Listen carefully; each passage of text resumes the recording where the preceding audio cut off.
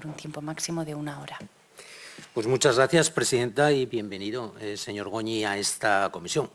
Señor Araiz, ojalá se pudiera sacar petróleo del agua. Por lo menos a los que venimos de Tudela nos costaría algo menos el viaje, pero hasta ahora me parece que es poco probable. Señor Goñi, usted ocupó el cargo de director gerente del Instituto Navarro de Deporte y Juventud. ¿Cuándo fue nombrado? ¿Hasta cuándo lo ocupó? Fui nombrado, la fecha exacta tendría que mirarlo, pero creo que era en el 2015, sí, en el 2015, en la legislatura 2015-2019, y estuve hasta, yo creo que si fue del 30 o del 15 de agosto del 2015 hasta el también 15 o 20 de agosto del 2019. Muy bien, las instalaciones de Navarra Arena eran competencia del instituto. ¿Cuál era la situación de esa instalación cuando usted llegó a la gerencia? Le pregunto fundamentalmente por una cosa, ¿no? Porque analizando la documentación aparece una resolución de la Dirección General de Presupuestos adscribiendo el pabellón Navarra Arena al Instituto Navarro de Deporte y Juventud en junio del 17. ¿Hasta entonces no entran en esa responsabilidad? ¿No se hace nada en el Arena? Bueno, el histórico también, que me lo he repasado para la comparecencia, pues también es extenso, quiero decir, Plan Navarra Avanza 2012, si no me equivoco. Sí. Creo que Sprint también estaba por ahí como empresa que al principio se encauzó desde ahí la inversión de esos 60 y algo, que al final fueron 60 y casi 70 millones. Y entonces toda esa reorganización de lo que era pues, las inscripciones en patrimonio y demás, pues se fueron haciendo en esas fechas de cara, sobre todo yo creo que el hito, ¿no?, del plan de apertura y uso que se aprobó en marzo, pues de cara a eso poder ya dar cumplimiento y a que el instituto en este caso hiciera la inversión, de la mano también de NICDO que aparece luego en los convenios que se firman y efectivamente fue un digamos, procedimiento, pasos previos para luego poder proceder a la licitación. Tenía que ver porque nació de ahí, quiero decir que el pabellón multiusos, que no era, no sé si al principio era pabellón multiusos Navarra Arena, luego al final Navarra Arena, se definió desde ahí con diferentes previsiones de uso y con una fecha de finalización que fue, creo si no me equivoco, el 2011. O sea que luego, pues, 4 años se alargó hasta que pudo retomarse el Navarra Arena. El acta de recepción de las obras se firman en 2013. Ustedes llegan al gobierno en el 2015. Preguntaba esto porque entre el 2015 y el 2017, en que se inicia el procedimiento para reiniciar las obras, el pabellón permanece cerrado. ¿No hacen ustedes nada en ese espacio temporal desde que llegan al gobierno? Nosotros llegamos en el 15. Ahí hay un informe de Cámara de Contos indicando un poco la situación y nosotros ahí lo que hacía, entiendo, el gobierno antes de que llegásemos y después era mantenerlo, vamos a decirlo así, en estado de parada para bueno, pues mantener las instalaciones mínimamente que no se deteriorasen y con esa falta de previsión de cuándo arrancaría para su puesta en marcha. Lo recoge la Cámara de Contos en el informe que hizo del 2015, que dice que no hay previsión, que la situación y el coste que tiene de mantenimiento anual, eso todo el instituto lo lleva a cabo con contrataciones y con personal propio que lo gestiona, sí. Creo que usted recordará perfectamente el estado de opinión que la oposición a UPN había creado respecto a Navarra Arena, ¿verdad que sí? ¿Lo recuerda? Sí. Para que se lo recuerde mejor, para refrescarlo, voy a leer algunos de los titulares de entonces. En Navarra Arena, una de las principales obras heredadas de la política megalómana de UPN, una obra realizada sin ningún plan de viabilidad. El Navarra Arena seguirá siendo deficitario porque no se hizo pensando en la realidad de la sociedad navarra. La sociedad navarra nunca recuperará el coste de su construcción y mantenimiento por muchos eventos que se programen. La obra ha sido realizada de espaldas a la ciudadanía y constituye un monumento al despilfarro, un mausoleo a la gestión del pasado. Esta inversión desafortunada va a lastrar las políticas sociales, educativas y sanitarias de Navarra. Voy a ser elegante, señor Goñi, voy a ser elegante, porque viendo ahora el palco lleno de esas personas que decían estas cosas, como mínimo esas declaraciones son y producen vergüenza ajena. ¿Cree que en Navarra Arena fue un error del gobierno de UPN? En Navarra-Arena, en aquel momento yo estaba trabajando en ámbito municipal, sí que vi que ese plan, que traía más inversiones, no solo en Navarra-Arena, yo creo que el plan lo tengo también por ahí, recogía más inversiones. Sí que en el caso del deporte, le tengo que decir que sí que desvió recursos que se destinaban sobre todo a infraestructuras locales, municipales y a funcionamiento de mancomunidades, que fueron situaciones complicadas, sí que derivó ese dinero a tener que atender esta inversión. Eso sí que tuvo ese efecto. Y luego, a nivel general, en lo que fueron los ajustes económicos, recortes que tuvo que aplicar el Gobierno para cuadrar, de hecho, se tuvo que pagar también indemnizaciones por paradas de obras, si no recuerdo mal, cerca de 1.300.000 según contos, y otros litigios que generó esas paradas, esos retrasos de las adjudicaciones que llevó, como digo, hasta el 2011, hasta que la obra pues, se quedó parada, ¿no? Entonces, bueno, luego también hay que plantear, como bien me apunta, que el uso que tiene y la dinamización, ¿no? Tanto así está siendo positiva y el impacto económico está siendo positivo también de aquel momento de responsabilidad del 2015 nuestro, en este caso, de poner en marcha esta infraestructura y dotar de esos cerca de 7 millones que faltaban para concluirla, ¿no?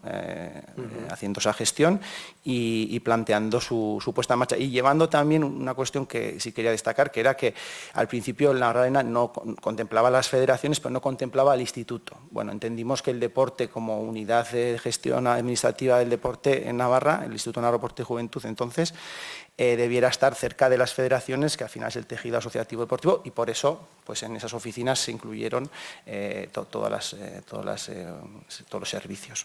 Esa pregunta se le iba a hacer después, si evidentemente la continuación del Navarra-Arena y la inclusión de las federaciones y las instalaciones de deporte y juventud la decidieron ustedes o estaba decidido ya en el planning inicial. En el plan inicial no estaba, y analizando el proyecto y viéndolo, pues sí que se planteó que se ampliase y que pudiéramos ajustar para poder estar. Y de hecho la Fundación Miguel Indurain también se llevó allá y parte de la gestión, igual que hubo aquel concurso, ¿no? De aquella consulta preliminar, y en cuanto a la gestión, porque no estaba definido, lo que le decía también Contos en el informe del 2015, era que no estaba definida el modelo de gestión de Navarra-Arena, ni la previsión de apertura, ni de finalización de las obras. Entonces, nosotros haciendo, digamos, esa hoja, cogiendo esas indicaciones, pues lo llevamos a cabo. Supongo que todas esas limitaciones que hizo UPN en relación a distintas actividades deportivas para dedicarlas al Navarra-Arena, al llegar ustedes las repondrían inmediatamente, ¿no? Bueno, lo que fueron tanto las mancomunidades, entidades locales como instalaciones deportivas se fueron recuperando y se fueron activando nuevamente. Y no, o sea, a ver, esto no, yo por lo menos como lo veo como en aquel momento como director y antes también como gestor del deporte, era la situación que había y las decisiones que se adoptaron, ¿no? Y fueron esas. Y luego se fue revirtiendo y se fue pudiendo atender. El presupuesto fue incrementándose y fue dotándose de recursos. Muy bien, vamos con el proceso de adjudicación, si le parece. Cuando el Gobierno de Navarra en 2017 decide poner en marcha la conclusión de las obras de la Arena, se adjudica la modificación del proyecto ATIN, Atelleche Militino, en junio del 17, ya que hicieron el proyecto original y tenían asignada desde entonces también la dirección de obra que no se había concluido, estaba por concluir, al faltar ese edificio de las federaciones, ¿es así? Sí, así es. Si TIN tenía adjudicada la dirección de obras, ¿qué objeto tiene la presencia de Nasubinsa en este asunto? Según consta en la documentación, en julio del 17 se encarga la asistencia técnica a Nasubinsa y a mí me gustaría saber cuál es el objeto, con un encargo que supone 150.000 euros. Bueno, ahí lo que se plantea en el contrato, yo creo, bueno, el encargo, es lo que es el seguimiento de la obra, también la auditoría, si no me equivoco, lo tengo por aquí, un momento, lo voy a localizar, y entiendo que es la suma del personal propio que tiene el instituto, que ve necesidad, que teníamos algunos arquitectos que ya estaban trabajando incluso en el mantenimiento, la suma de eso, la dirección facultativa y en la Subinsa, ¿no? Todo ello para luego también en el proceso certificar con informes que todo esté correcto en la parte técnica y en el trabajo que desarrollan. Si ven en el expediente, en cada certificación hay informes también de la dirección. Lo he visto en el expediente, pero bueno, a mí me ha tocado, lo iba a decir después, trabajar con TIN en la Ciudad de la Música Y TIN es una de las empresas que mejor documenta cada uno de los pasos que se dan y los seguimientos en las direcciones de obras. De hecho, en el expediente tendrá por ahí una veintena de actas detalladas de cómo se realiza la dirección y cómo va avanzando y cuál es el control específico que tiene la obra. Es decir, bueno, no me encaja que esa asistencia técnica tuviera una labor diferente a la que hace TIN como director de las obras, de la finalización de las obras. No me lo aclara tampoco, no le veo una cosa que sea diferente, según lo que usted dice. Pues yo creo que en el expediente está recogido el objeto de ese encargo y creo que además en uno de los, si no recuerdo mal, a ver si lo localizo, en uno de los iniciales lo que hace es, digamos, también incluso analizar la situación, ver cómo está la instalación, o sea, es un apoyo que tiene el instituto, como podía tener en este caso con Asubinsa por el conocimiento de infraestructuras y de obras, y es lo que hace que vaya más garantista. No sé si a ver si localizo el... Pero vamos, está en expediente. Bueno, quiero es decir igual, que, no. o sea, nadie, es decir, yo creo que es a más garantista el que pueda haber, porque si se ven los informes, en ninguno ha habido discrepancias. Podríamos ver que con la dirección facultativa, en cuanto a modificaciones, ampliaciones de plazo, etcétera, de hecho, también, luego lo veremos, pero informes en cada momento del procedimiento que aportan las diferentes partes y las actas también de la mesa, pues intervienen. De todas formas, son 150.000 euros. Es decir, que es un dinero que se puede dedicar a relanzar las federaciones y las actuaciones deportivas cuando ya hay una dirección de obra cualificada. Pero bueno, es una opinión, simplemente derivada del análisis específico de los documentos que nos han aportado a esta comisión. Bueno, TIN presenta el proyecto modificado y se aprueba en agosto del 2017. Se encarga en julio del 2017 en San Fermines y se aprueba en agosto del 2017. ¿Es así? Sí. ¿Por qué tienen tanta prisa cuando la Arena lleva parada 2 años? En marzo del 17 se hace el plan de uso y apertura que marca un cronograma, un planning, ¿no? La apertura de fin de obra tiene que estar para la idea, es decir, que el planning marca esa hoja de ruta, sea en agosto o septiembre del 2018 y por lo tanto las obras deben comenzar pues, en noviembre, octubre del 2017. Se lanza a TIN, que es conocedor del proyecto y que tiene esa posibilidad de presentarlo y de ejecutarlo en ese plazo, y con lo cual pues, se avanza en tiempos, ¿no? Para hacer los pliegos y para lanzar la presentación. El proyecto se encarga en julio, se aprueba en agosto, supongo que se redactaría en San Fermines. Bueno, Carmelo Fernández Militino es de Cortes, a lo mejor en San Fermines no viene, ¿no? Y por lo tanto le dio tiempo de trabajar a él y su equipo durante San Fermines. Fíjese, una resolución suya, la 533 del 17, de 16 de agosto, Usted sabe que en julio Navarra está parada y en agosto sigue parada hasta septiembre. Se aprueba el expediente de contratación de las obras.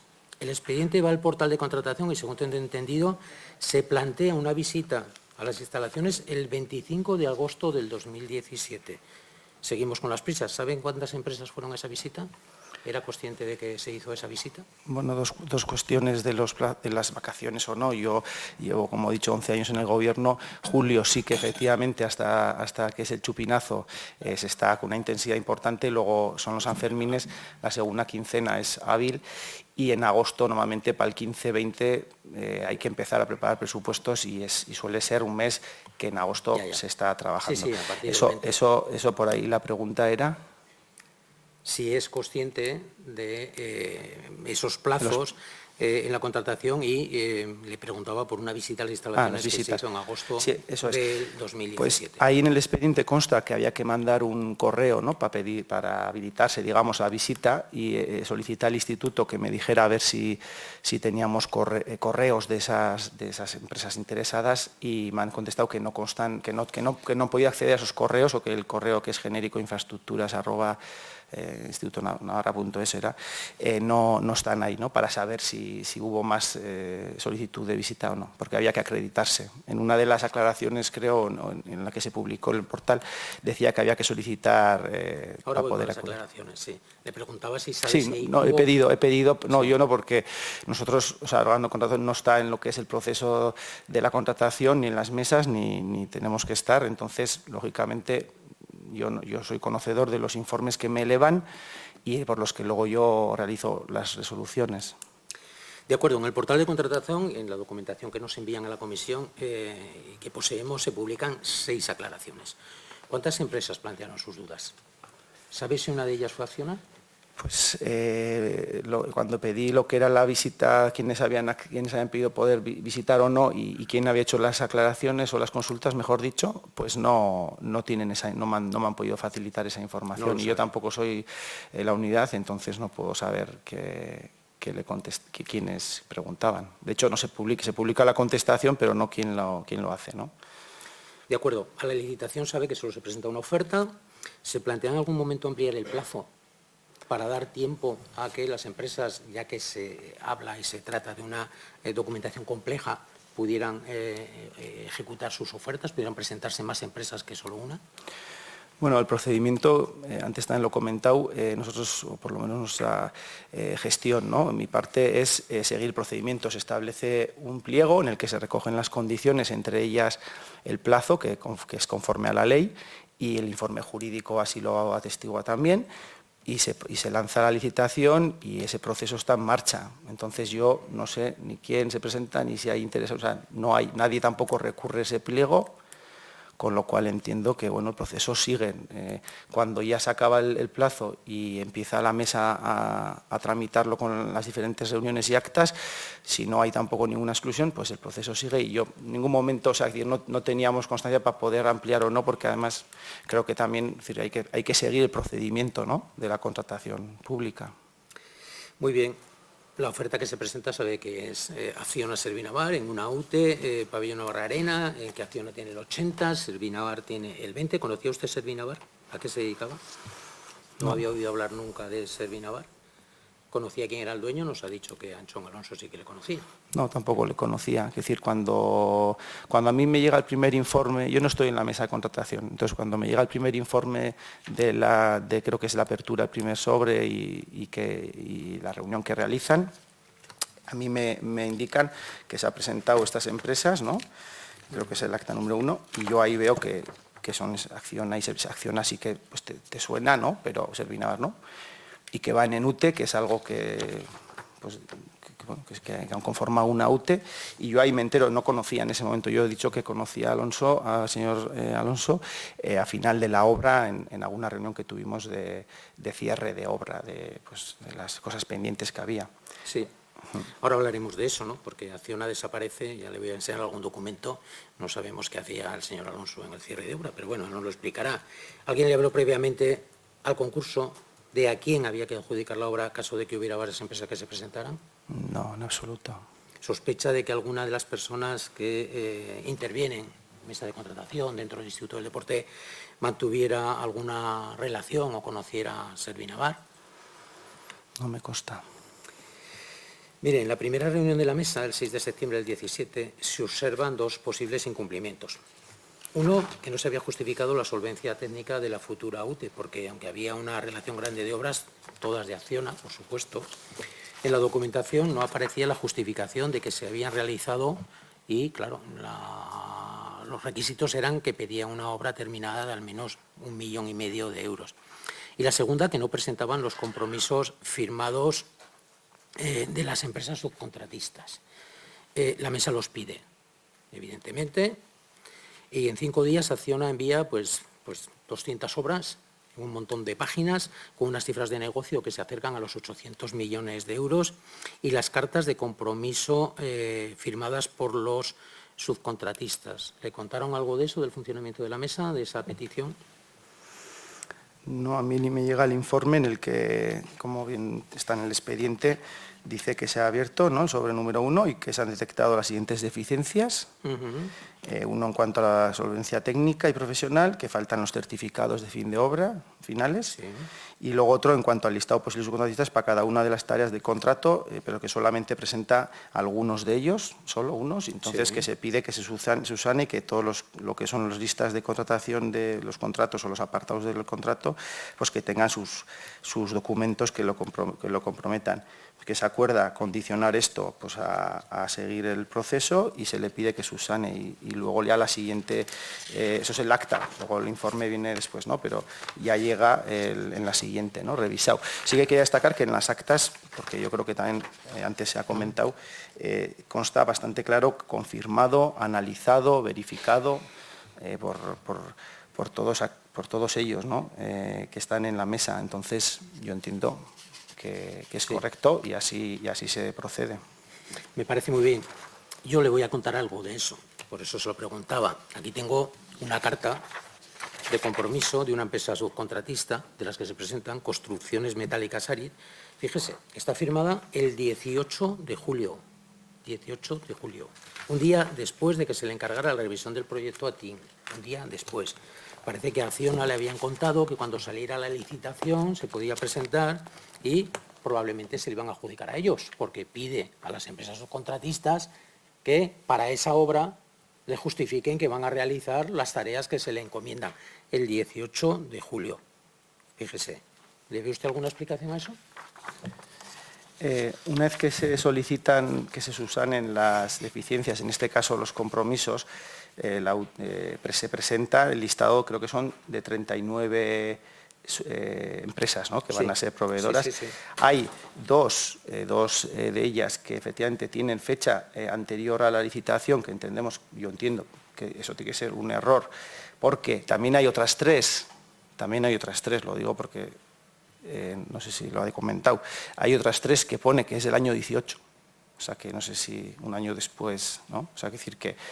Y entonces esas, digamos, compromisos de contratación o lo que sea, que es así, de que van a ser contratados y tal, no se entiende que, entiendo que la mesa, o sea, digo porque la mesa lo analiza también la documentación que presentan, entiendo que la mesa habría valorado que era un error o que saltó ahí 18 de julio, 18 de agosto, o qué pasó para que efectivamente esos dos de 39 y 3 fuera del 18, pues eso fuera una equivocación de ahí, porque si no, no me parece que sepa antes, sino decir que... Bueno, porque entonces, para empezar, la subsanación también carecería de sentido, ¿no? Si tienes que subsanar algo es porque está mal presentado. Entonces, te pide subsanación. Pero no antes de que salga la obra, ni siquiera que se revise el proyecto. Es decir, tienes que subsanar algo porque está mal presentado cuando sale la licitación. No, ellos presentan 70 y algo empresas, lo dice Cámara de Contos en su informe, presentan 70 y algo empresas en el momento de la solicitud de la obra. Y luego se ve que faltan compromisos. La mesa le pide subsanación, presenta subsanación y dentro de esa subsanación hay 39 y de esas hay 3 que son con fecha 2018 estando en el 17, que entiendo que es una equivocación, y hay 2 también con fecha de, creo que es una 18 de julio y la otra creo que es 8 de agosto, si no me equivoco, puede ser. La otra, la siguiente, no están en la lista. Y algunas no tienen fecha. Lo digo porque lo dice el informe de Cámara de Contos. Entonces yo entiendo que eso, pues ahí serán errores que tienen de presentación. Pues ya veo que le veo una explicación. No compartida, pero ya veo que se la ve. Mire, he citado este asunto porque aún seguimos sin saber el motivo por el que en la famosa mesa de Velate el señor Polo, liderando, el señor Polo a la cabeza, se empeñó en no pedir acción al justificante de la solvencia técnica para realizar los túneles. Era facilísimo hacerlo, ¿verdad? ¿Por qué no se hizo? Pues bueno, ya nos lo dirán las conclusiones que aprueben nuestros compañeros en esta comisión, seguro que sí nos lo dicen. Bueno, pues avanzamos. La obra se adjudica a Acciona Servinavar, Pabellón Navarra Arena UTE, por resolución suya, la 673 del 2017, de 11 de octubre. Cito fecha porque le voy a aportar una serie de datos que no sé si conocía entonces. El 3 de octubre del 17 hay un mensaje que, según la UCO, envía el señor Coldo García al señor Cerdán, en el que le comunica que se ha adjudicado a Acciona Servinavar las obras de la arena. Bueno, ya está. Lo tienen firmado el cordobés, entendemos que es el señor Merino, y el guipú, entendemos que es el señor Alonso, en mayúsculas. Una buena noticia. Es curioso, la noticia de la adjudicación se publica el 10 de octubre. 10 de octubre, como hemos visto, y su resolución es del día siguiente, del 11 de octubre. ¿Quién le dice al señor Coldo García 8 días antes el resultado de la mesa? ¿Tiene espías o tenía espías en el instituto? ¿Quién le cuenta eso?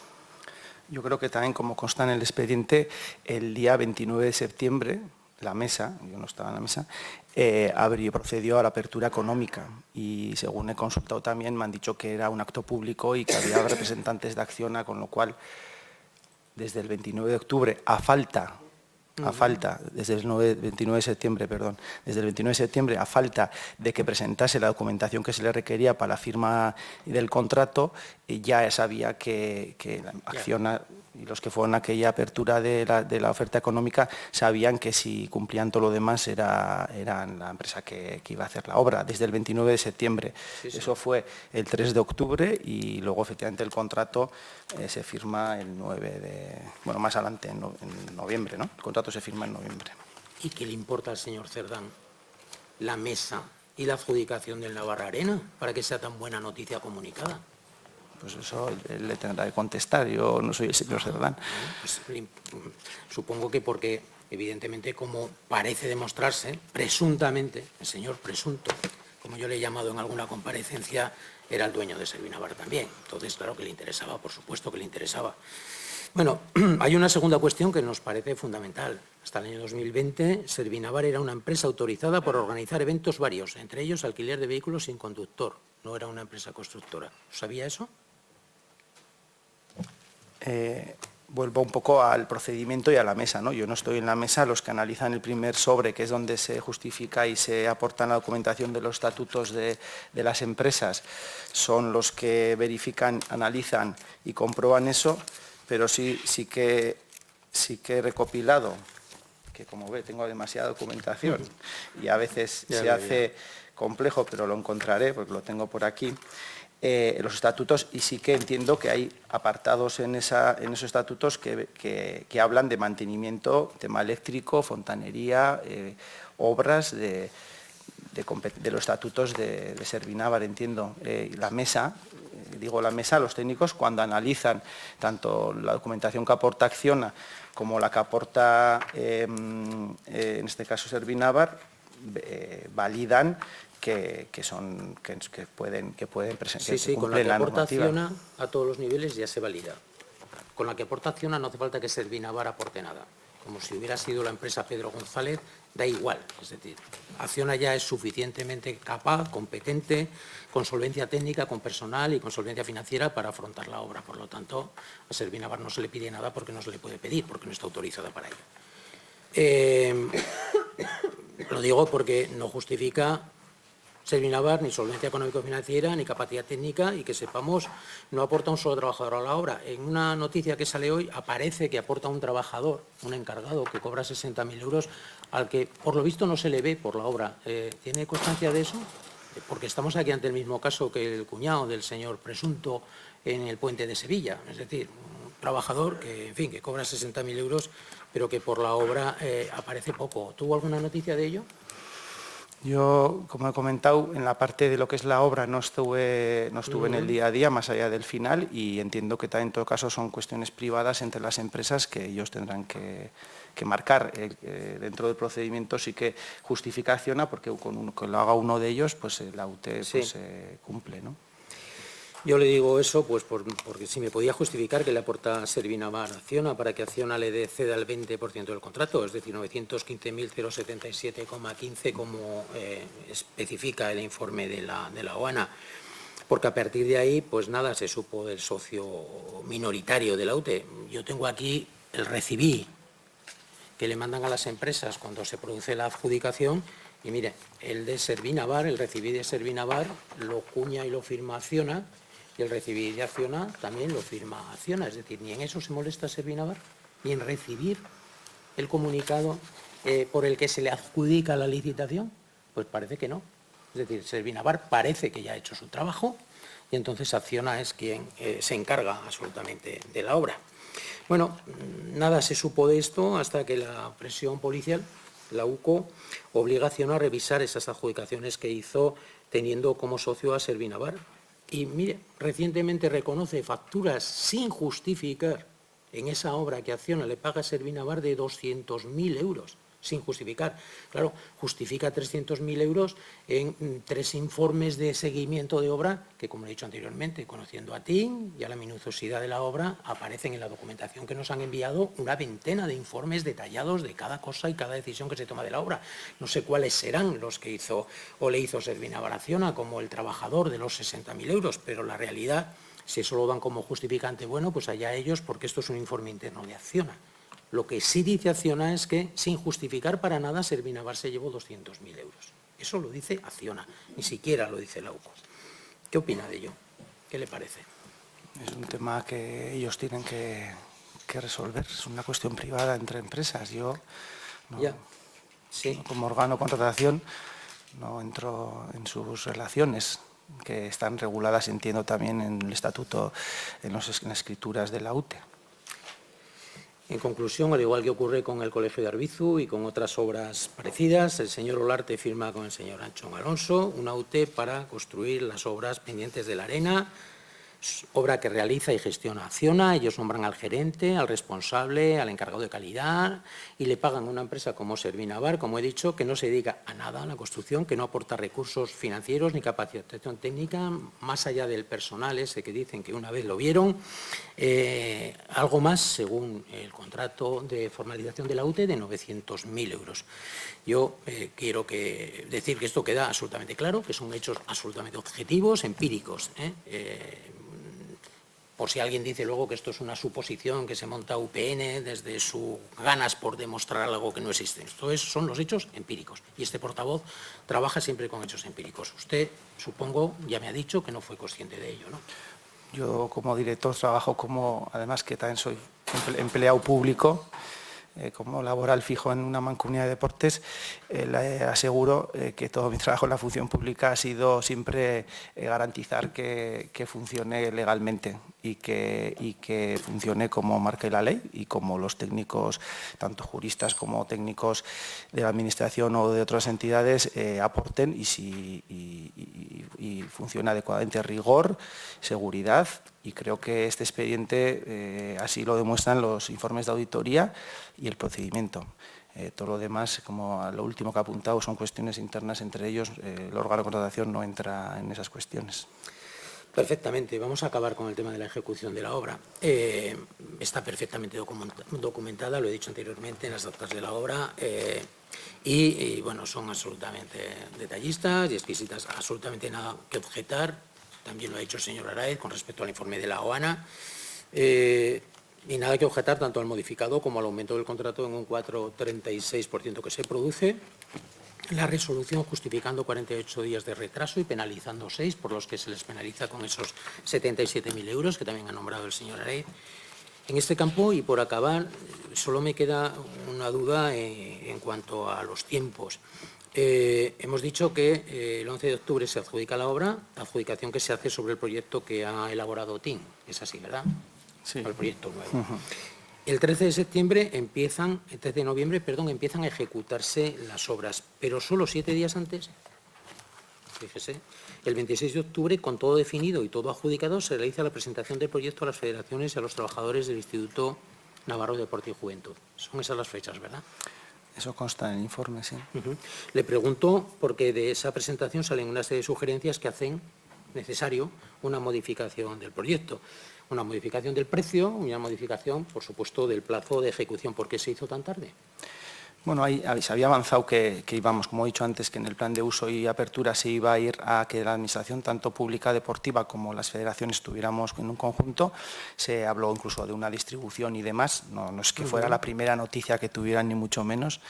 Lo que pasa que luego, cuando ya entró al detalle de las obras, pues, o de las obras, es decir, del planteamiento del proyecto, hubo ya sobre el terreno, incluso con las federaciones, hubo modificaciones de que este panel aquí mejor que no, mejor está aquí un pasillo, un espacio de atención. Hubo mejoras que yo creo que se van a ese momento porque es cuando ya suele pasar a veces, empieza la obra ya casi, entonces la gente, ay, va que esto, ¿no? Porque mientras tanto igual no ven exactamente cómo quedaban los planos. Eran modificaciones puntuales de paneles, de cosas que había que, o que aquí hay una luz que no nos deja ver bien el ordenador y que hay que modificar o hacerla ciega porque era mucho de cristal, también las oficinas entre ellas, y entonces pues hubo modificaciones de ese tipo. Eso lo puedo entender y son modificaciones específicas que suelen salir conforme avanza la obra, pero ¿por qué se tarda en presentar tanto? ¿No cree que si hubiera sido previo esas cosas se podían haber incluido en el modificado, o no en el modificado, en el proyecto inicial que hace TIN y se podían haber sacado dentro del pliego de licitación?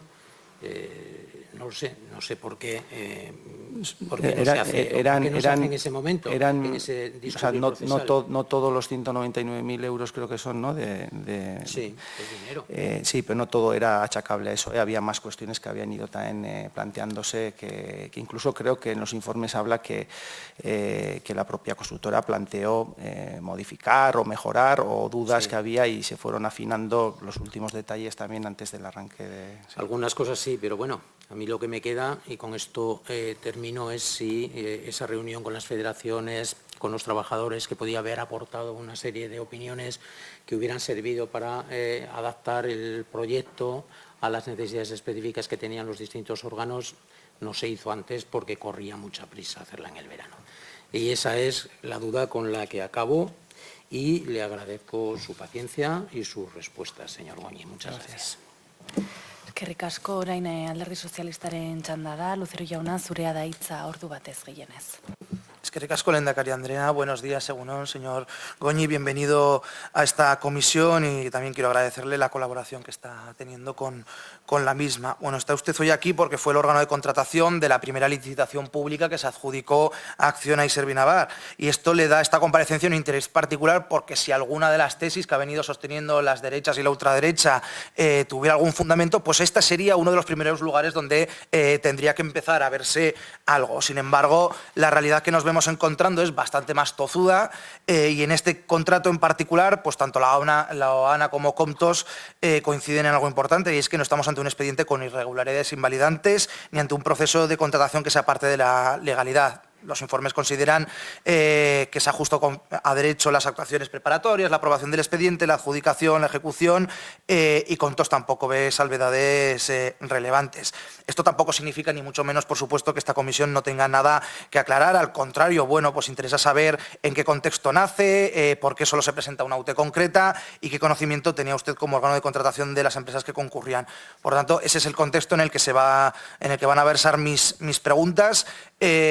Alguna, por no decir prácticamente todas, ya se le han formulado, por lo tanto yo me quiero disculpar porque se tenga usted que reiterar en las preguntas, y tampoco seré muy largo porque comparto la opinión que se ha hecho aquí antes, que bueno, insisto que este expediente es de los más pulcros que estamos viendo en esta comisión, y eso pues es bueno, ¿no? Cuando algo se hace evidentemente conforme a la legalidad y a la legislación, pues pocas dudas pueden quedar. En cualquier caso, alguna pregunta, señor Goñi. En el informe de la OANA dice que el Gobierno declaró prioritario en julio de 2017 el expediente relativo a la finalización y puesta en marcha del Navarra Arena. ¿Cómo se vivió internamente esa prioridad política y qué urgencia real había por cerrar esta fase de la obra? Pues ese fue un momento clave a nivel económico, de tener ese respaldo y esa aportación, después de que se había realizado, como he dicho anteriormente, lo que era la consulta previa de mercado para ver si había otros modelos de gestión, si alguien privado iba a invertir y iba a poder, porque también se recogía esa opción de que un tercero invirtiese. Bueno, todo ese proceso se elaboró sin éxito, porque en esos momentos se veía que era necesario aportación pública y acabar las obras. Esa finalización también venía supeditada a que si no se podía utilizar de ninguna forma, ni siquiera parcialmente, una instalación que sería como tener prácticamente eso, un Ferrari sin ruedas, ¿no? Porque el vehículo estaba, la estructura, el esqueleto, todo, pero faltaba la puesta en marcha, y llevaba 4 años aparcado. cogiendo polvo. Entonces, claro, había que activar Entonces, cuando hubo ese acuerdo, habilitó económicamente la puesta a disposición de esos recursos y nos instó, pues como gestores, a que procediéramos en lo que sería la puesta en marcha, y no solo la puesta en marcha, o sea, las obras y posterior gestión y dinamización de este espacio, como bien se ha hecho y como bien se ha seguido haciendo estos años. Ese estudio que se realizó y que abocó a la declaración prioritaria del expediente, voy aquí al primer modificado del contrato, ¿no pudo tener en ese estudio las propuestas de las federaciones y los trabajadores porque no se recogió en ese primer momento esas impresiones y se tuvieron que recoger después y tuvo que modificarse el contrato? Yo creo que porque se entró luego a más detalle. Sí que se trasladó en ese plan que se veía la idea de que hubiese un conjunto de Casa del Deporte, Quirolechea, y en ese conjunto, pues más o menos la distribución de las plantas y, como digo, Fundación Indurain, la Federación también Internacional de Pelota, había otra de patinaje, había federaciones internacionales, había nacionales, navarras, y luego Fundación e incluso NICDO, ¿no? Entonces había que redistribuir ese espacio y luego se entró como más a detalle y pudo. Seguramente, y antes igual podía haber comentado también, en esa mejora continua que uno tiene presente y la tiene, pues también podía decir, oye, pues esto igual quizás se podía haber visto antes y tal. Todo ayuda, todo habría mejorado, que hubiera entrado más a detalle. Sí que también es claro que cuando esos procesos se lanzan, muchas veces, y los que hemos gestionado a veces a nivel obras o proyectos, te pasa que luego conforme vas llegando y va a arrancar, entonces igual, oye, este detalle quizás lo he mirado mejor, lo he mirado más a fondo, lo he mirado por tercera vez, pues puede darse. Pero yo creo que en general lo que se recogió luego no ha tenido una desviación y el control que se ha hecho de la obra, así la conclusión es esa, que ha ido sobre ruedas lo que era la ejecución económica, que no era lo habitual en el Navarra Arena. O sea, lo habitual no fue eso hasta el 2011 que se paró, era que había sobrecostes importantes y ese control había que hacerlo, exhaustivo. A este procedimiento, como ya se ha comentado por otras personas que han intervenido, solo se presentó una licitadora, la UT Acciona Servinavar. ¿A usted, como órgano de contratación, le sorprendió entonces que solo concurriera una oferta? ¿Por qué cree que solo se presentó una licitadora?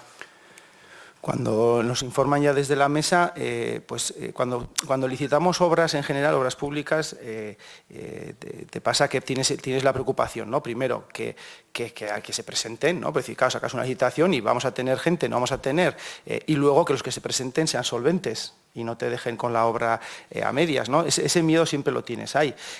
Si no se presenta nadie, pues tienes que volver ya me ha pasado en alguna licitación, tienes que volver a licitarlo, no solo ampliando el plazo, también tienes que volver a evaluar todos los datos económicos, tienes que volver a presupuestar, a hacer un planteamiento, ¿no? Para que el tejido, en este caso empresarial, constructor, pueda hacer. También hay que contextualizar año 2017, crisis 2008-2014, digo porque eso también es importante, y dificultades que imagino que las empresas en su evolución de mejora, porque entonces ya el sector de construcción estaba mejorando, pero venía con problemas de mano de obra, etcétera, etcétera, que tenían. Digo, de cara a que también a veces pues, puedan o no concursar a ofertas que a mí no me consta, de hecho, digo, yo no estuve en el proceso, si había más interesados o no, o si era un problema de qué tipo, ¿no? De qué tipo, para que hubiera habido pues, más o menos ofertas o ninguna, y entonces hubiera pues, tener que revisar todo. No me consta nada y bueno, pues se procedió, y al seguir el procedimiento y la mesa proponer, pues se trabajó esa línea. En cualquier caso, que solo hubiera una licitadora no abrió una reflexión interna sobre el diseño del contrato, los plazos o el momento de presentar la licitación. No, cumplía, y mientras que luego la mesa de los informes va aportando, pues te propone eso, la concesión, o sea, la valoración, y todos iban subsanando las cuestiones, no generó, ningún, por lo menos a mí no se me trasladó, y yo tampoco tenía conocimiento de cómo iba, ni siquiera las empresas tampoco saben si se han presentado una, dos o tres, hasta que se abren las ofertas económicas o se les da conocimiento del resultado. Cuando se licita este contrato, ¿qué conocimiento tenía usted de Acciona y de Servinavar como posible contratistas de obras de este tipo? Pues diría que prácticamente ninguno, porque de Acciona me sonaba algo, pero casi más de otras facetas de Acciona, ¿no? Energía, o sea, no tenía yo conocimiento de ninguna de ellas. Sí que sabía que una era grande y una era pequeña, eso sí. ¿Y conocía algún responsable de Acciona o de Servinavar antes de la licitación? Ya ha respondido que después conoció al señor No, Alonso. antes de la licitación no conocía yo a nadie de ninguno de los dos. No. ¿Había mantenido reuniones, contactos o conversaciones previas con responsables de estas empresas? Y entiendo que si no los conocía, entiendo que no, sobre el proyecto Navarra Arena o por otros expedientes. No, ninguno, no tuve reuniones. ¿Le consta qué medios aportaba Servinavar a la UTE de Acciona, que, bueno, ya se ha comentado, estaba repartida 80-20? No, yo ahí, como órgano por lo menos, no, más allá de la documentación y lo que presentaron, que aportarían su personal y que funcionarían, yo no entro en esa parte de su trabajo. Vale. Sobre el modificado, primero ya le he preguntado, por lo tanto voy a hacerle una última pregunta sobre el segundo modificado, porque este es el modificado que además supone un sobrecoste de un 4 y pico %, no recuerdo ahora el pico, y una ampliación del plazo que luego se incumplió y supuso la penalización a la empresa. Este segundo modificado ya no es porque se hubieran detectado cosas que había que cambiar y tal, sino que se dice en el informe que eran imprevistos no contemplados inicialmente en el proyecto. ¿Cuáles fueron exactamente esos imprevistos y cómo se detectaron? Pues a ver, si me pide información detallada de cuáles fueron. No, de cuáles fueron. Está recogido en los informes. El problema es que lo tengo que localizar ahora mismo. A ver, primer modificado. Digo porque viene con los informes tanto jurídicos como técnicos en los que se detallan. A ver. Segunda ampliación.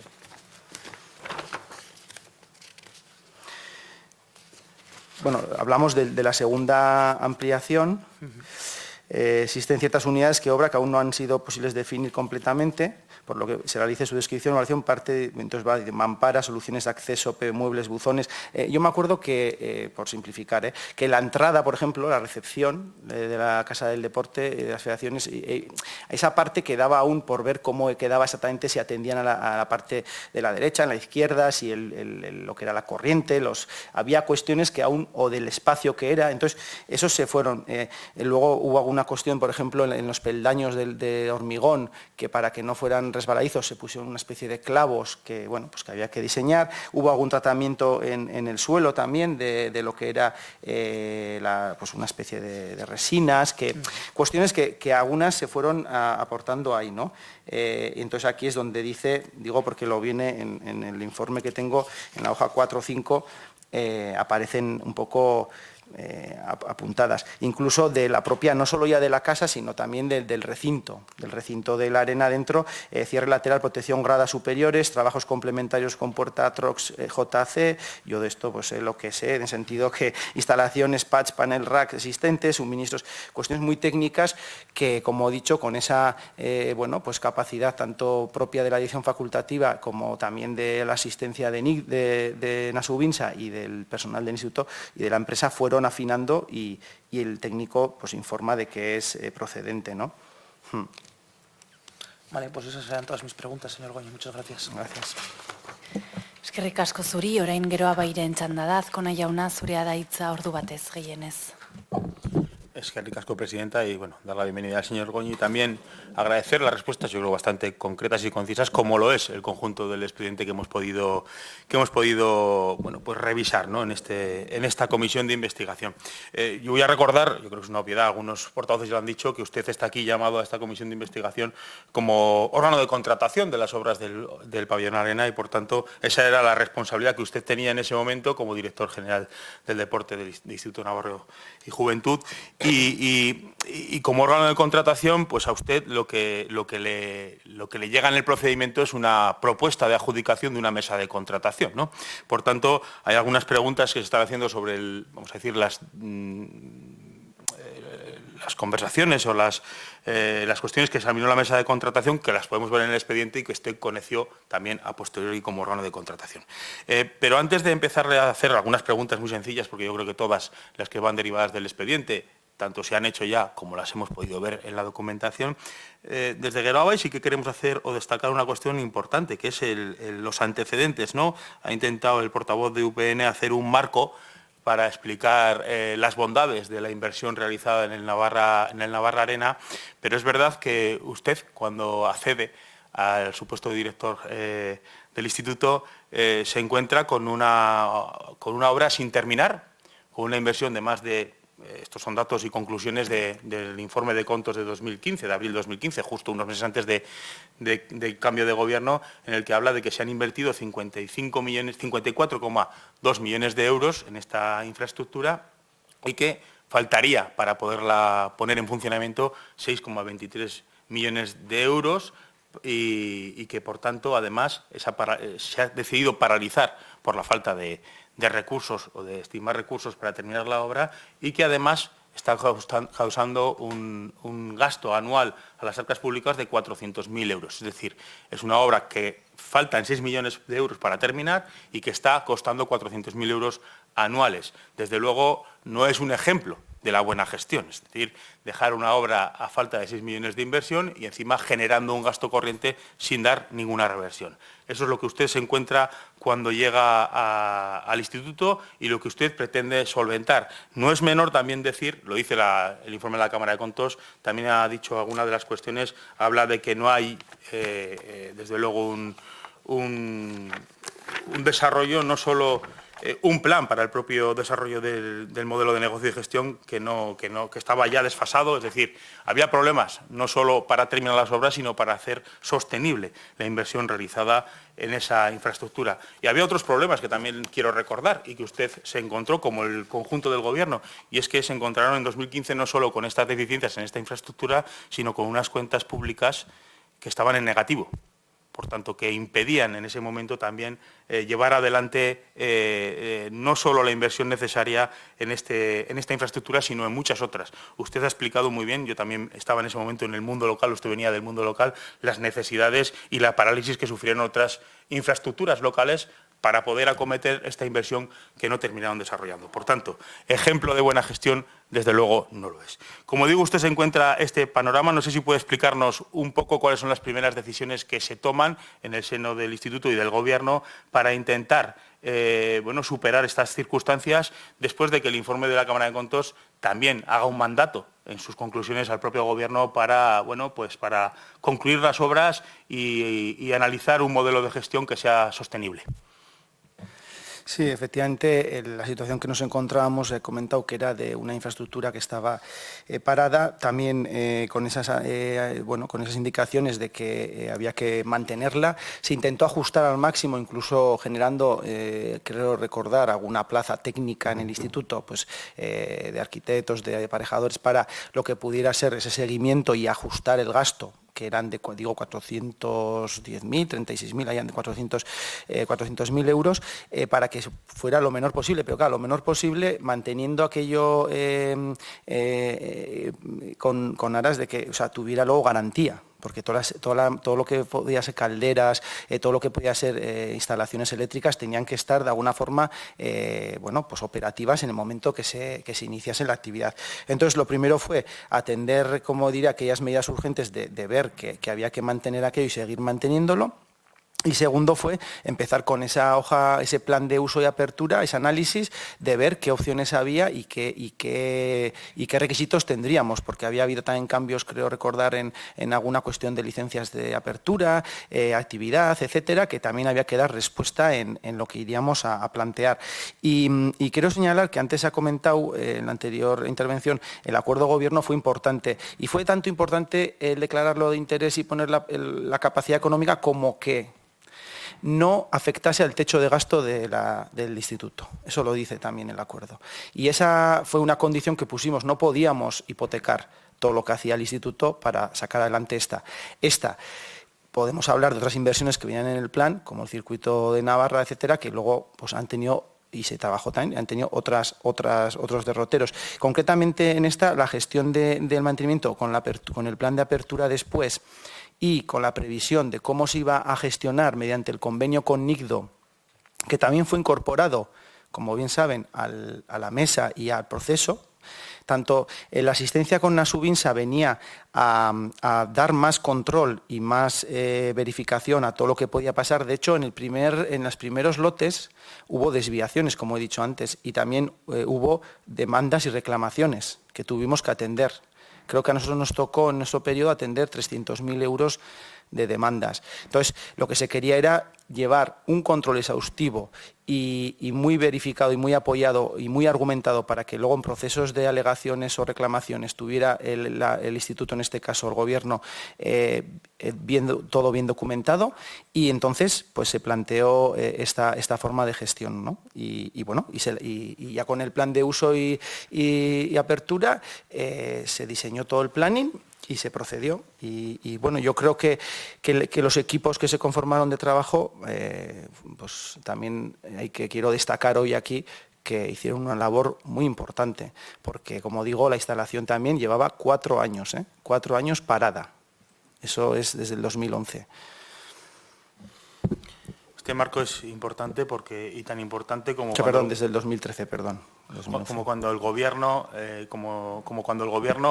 ya en 2017, y una vez hechas, bueno, pues estas cuestiones de gestión previas, ¿no?, que es hacer un plan de gestión, un plan de apertura del propio edificio y, desde luego, también de reordenar las cuentas generales de Navarra. Es en marzo del 2017 cuando el Gobierno, con la propia presidenta, anuncia, ¿no?, que se iban a realizar de nuevo las obras necesarias para poner en funcionamiento el pabellón y que estaría para finales de 2018. Era un compromiso político que se hizo después de hacer toda esta trabajo previo, y de ahí se pasó, como decimos, a la licitación de esta obra. En esa licitación, como decimos, usted tiene, en el momento de la adjudicación, usted tiene el papel de órgano de contratación, y la mesa de contratación se constituye. Le voy a hacer preguntas muy básicas, pero ¿conoció algún problema en el funcionamiento de la mesa de contratación?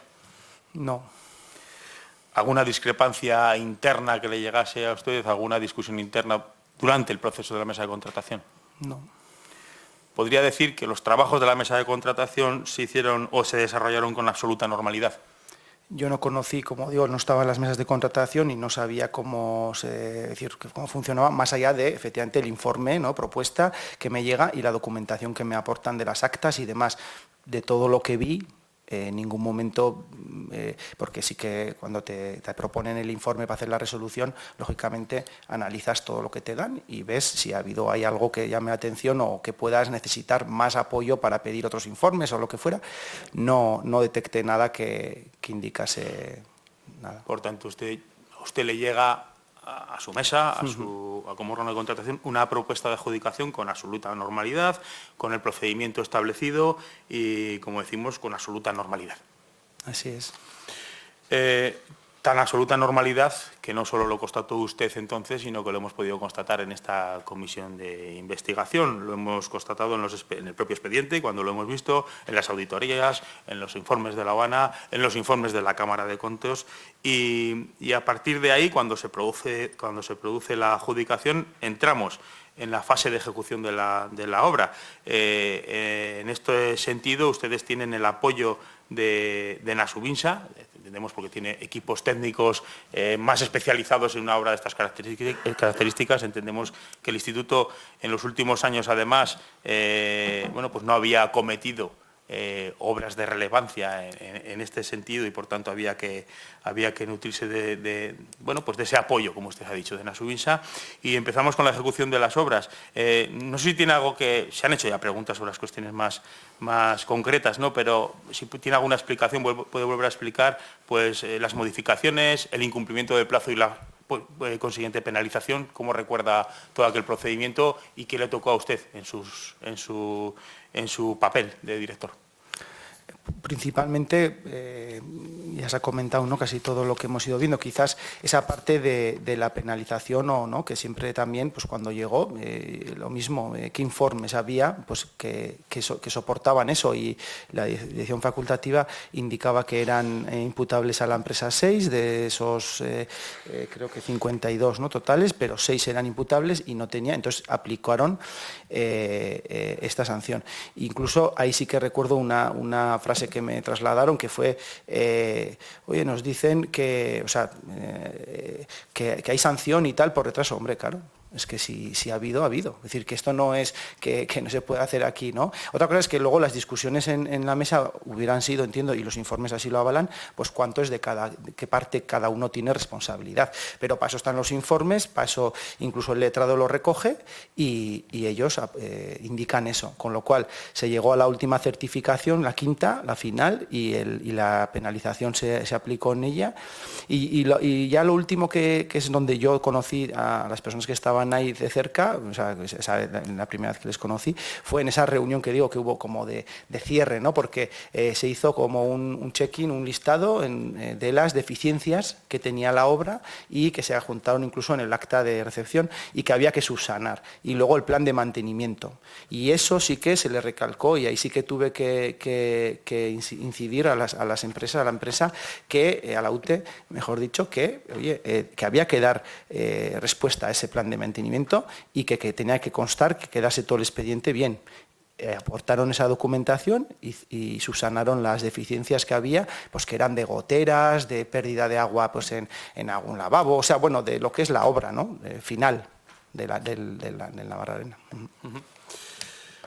También sobre esa ejecución de la obra conocíamos la información y desde luego también sobre lo que conocemos se constata el cumplimiento de los procedimientos y la actuación acorde con esas penalizaciones y modificaciones absolutamente en un procedimiento adecuado. Y desde luego lo que sí podemos asegurar desde Geroa Bai es que sin la toma de esas decisiones a partir de 2015 en los preparatorios de los planes de gestión del propio edificio y luego la decisión importantísima del Gobierno de acometer la inversión de los 4 millones de euros que faltaban para ponerlo en funcionamiento, en estos momentos no estaríamos pudiendo disfrutar de esta instalación. Así que eskerrik asko. Gracias. Eskerrik asko zuri, orain Alderdi Popularraren txanda da. García jauna, zurea da hitza ordu batez gehienez. Muchísimas gracias, Presidenta. Bueno, en primer lugar, como no, también sumarme a los agradecimientos por su presencia hoy aquí, señor Goñi. Como bien sabe, pues bueno, comparece ante esta Cámara en cierta medida para dar luz, ¿no?, a la adjudicación del contrato de las obras de adecuación de las oficinas del Navarrarena, como bien se ha dicho ya, adjudicado en 2017 a la UTE conformada por Acciona Construcción y Servinavar. Como digo, pues bueno, junto a otros que bueno, la señora Chivite pidió, ¿no?, a diversas entidades que analizara junto con otros contratos a raíz del informe de la UCO, ¿no?, que conocimos en junio sobre las presuntas irregularidades en contratación pública y en el que bueno, se menciona directamente este contrato. Por contextualizar, creo que ya también se lo han planteado, usted es nombrado director gerente del Instituto Navarro de Deporte en agosto del 2015, ¿no? Antes de su nombramiento, usted ya contaba con cierta experiencia dentro de lo que es la administración, ¿no?, porque fue alcalde de Araquil entre 2011 y 2015, ¿no? ¿Es así? Y además, pues bueno, concejal, alcalde presidente del Concejo de Echeverri entre 2003 y 2011, además también de ser presidente de la Comisión de Deportes de la Mancomunidad del Sacana. ¿Quién le propone en el 2015 para ostentar el cargo de director gerente del Instituto Navarro de Deporte? Contacta conmigo Ana Herrera, la consejera, y me reuní con ella y ella me propuso que sí quería ser el director. Con respecto a la participación en la adjudicación del contrato de las obras de adecuación de las oficinas del Navarrarena, el 8 de agosto del 2017, el subdirector de Desarrollo Estratégico, Infraestructuras y Gestión de Recursos del Instituto Navarro del Deporte y Juventud le propuso la celebración del contrato de obras de construcción de la modificación no sustancial del pabellón multiusos Navarrarena, lotes 4 y 5, y usted, bueno, pues será órgano de contratación de ese expediente. ¿Cuál, creo que también se le han preguntado, ¿no?, y perdón en que reitere ciertas preguntas, cuál fue su papel y responsabilidad en ese proceso de adjudicación del contrato de esta obra? lanzar lo que es el pliego, ¿no? Y la contratación, el proceso de contratación, aprobando con la propuesta y con ese informe el pliego, las condiciones y todo, y una vez que eso es lanzado, pues esperar hasta que la mesa resuelve sus trámites, sus procedimientos, y entonces sí, luego pues la firma del contrato, bueno, la resolución de adjudicación, la firma del contrato, y luego ya las certificaciones también que van por vía resolución, pues ir procediendo a su firma, a su proceso para pagos y demás, y el cierre de la obra un poco más, y sí, lo demás así fue todo la mesa la que trabajó el proyecto y, mejor dicho, la obra, ¿no? En este caso. Dependía de usted directamente, entiendo, controles, ¿no? Inspección como labor de, ¿no? Ahí teníamos a lo que es la subdirección de infraestructuras, recursos, que ahí un poco estaba diferentes ámbitos del Instituto Navarro de Deporte y Juventud. Aquel entonces dependía, era el gestor, la unidad gestora, y yo era más el órgano. Entonces a mí se me elevaba, como digo, ya las propuestas, los informes para hacer las resoluciones, y luego ya pues se daban traslado. Pero ellos tenían también su dinámica de reuniones semanales, pero que yo no, en esa parte no teníamos. Yo no entrábamos en las obras, reportaban si te hacen, no solamente en el instituto hacíamos ahora también reportes, ¿no? De cómo pues esto va así, pero nunca señalando lo que es la mesa, ¿no? Entonces entiendo que también le informaban, ¿no? Le reportaban sobre la marcha, tanto del procedimiento de licitación y demás, ¿no? De la obra, le iban informando. No, de lo que era la licitación y lo que era la mesa, una vez que se lanza, a mí hasta que no me llegan lo que son los informes, ni preguntaba ni nada. Yo, o sea, ahí sabíamos, hasta que se abre y se dice ya ahí la empresa que se va, ¿no? La UTE que se va a conformar, que con la apertura el 29 de septiembre, no tengo conocimiento más allá de eso, de después en las obras que vas viendo que, pues, porque también se hacían visitas o había que ir viendo pues de cara a la organización del propio instituto dónde iba a ir, la dirección, bueno, pues cosas de dónde iba a ir cada parte ubicada en el arena. La UTE, adjudicataria del contrato para la construcción de la modificación no sustancial del pabellón multiusos Navarra Arena, fue conformada por Acciona, Construcción S.A., así como Servinavar, por un importe, ¿no?, de 3,78 millones de euros el 11 de octubre del 2017. Es cierto que Acciona, pues yo creo que todo el mundo la conocemos. ¿Usted conocía algo de Servinavar? No conocía ni de Acciona ni de Servinavar. Yo había pasado, como bien apuntado, por el Ayuntamiento de Araquil, y bueno, pues ahí en las obras, ¿no?, del PIL, de la Mancomunidad de Sacana también, y sí que conocías pues otro tipo de empresas quizás de tamaños más pequeños que licitaban y se presentaban en obras, y tenías conocimiento, o de otras que licitaban a nivel de otras obras, ¿no? Pero ni de una ni de otra yo no conocía. Más allá que digo que Acciona sonaba el nombre, pues, pero más me iba a la parte quizás energética, o no sé por qué me llamaba ahí, pero no conocía, ¿no?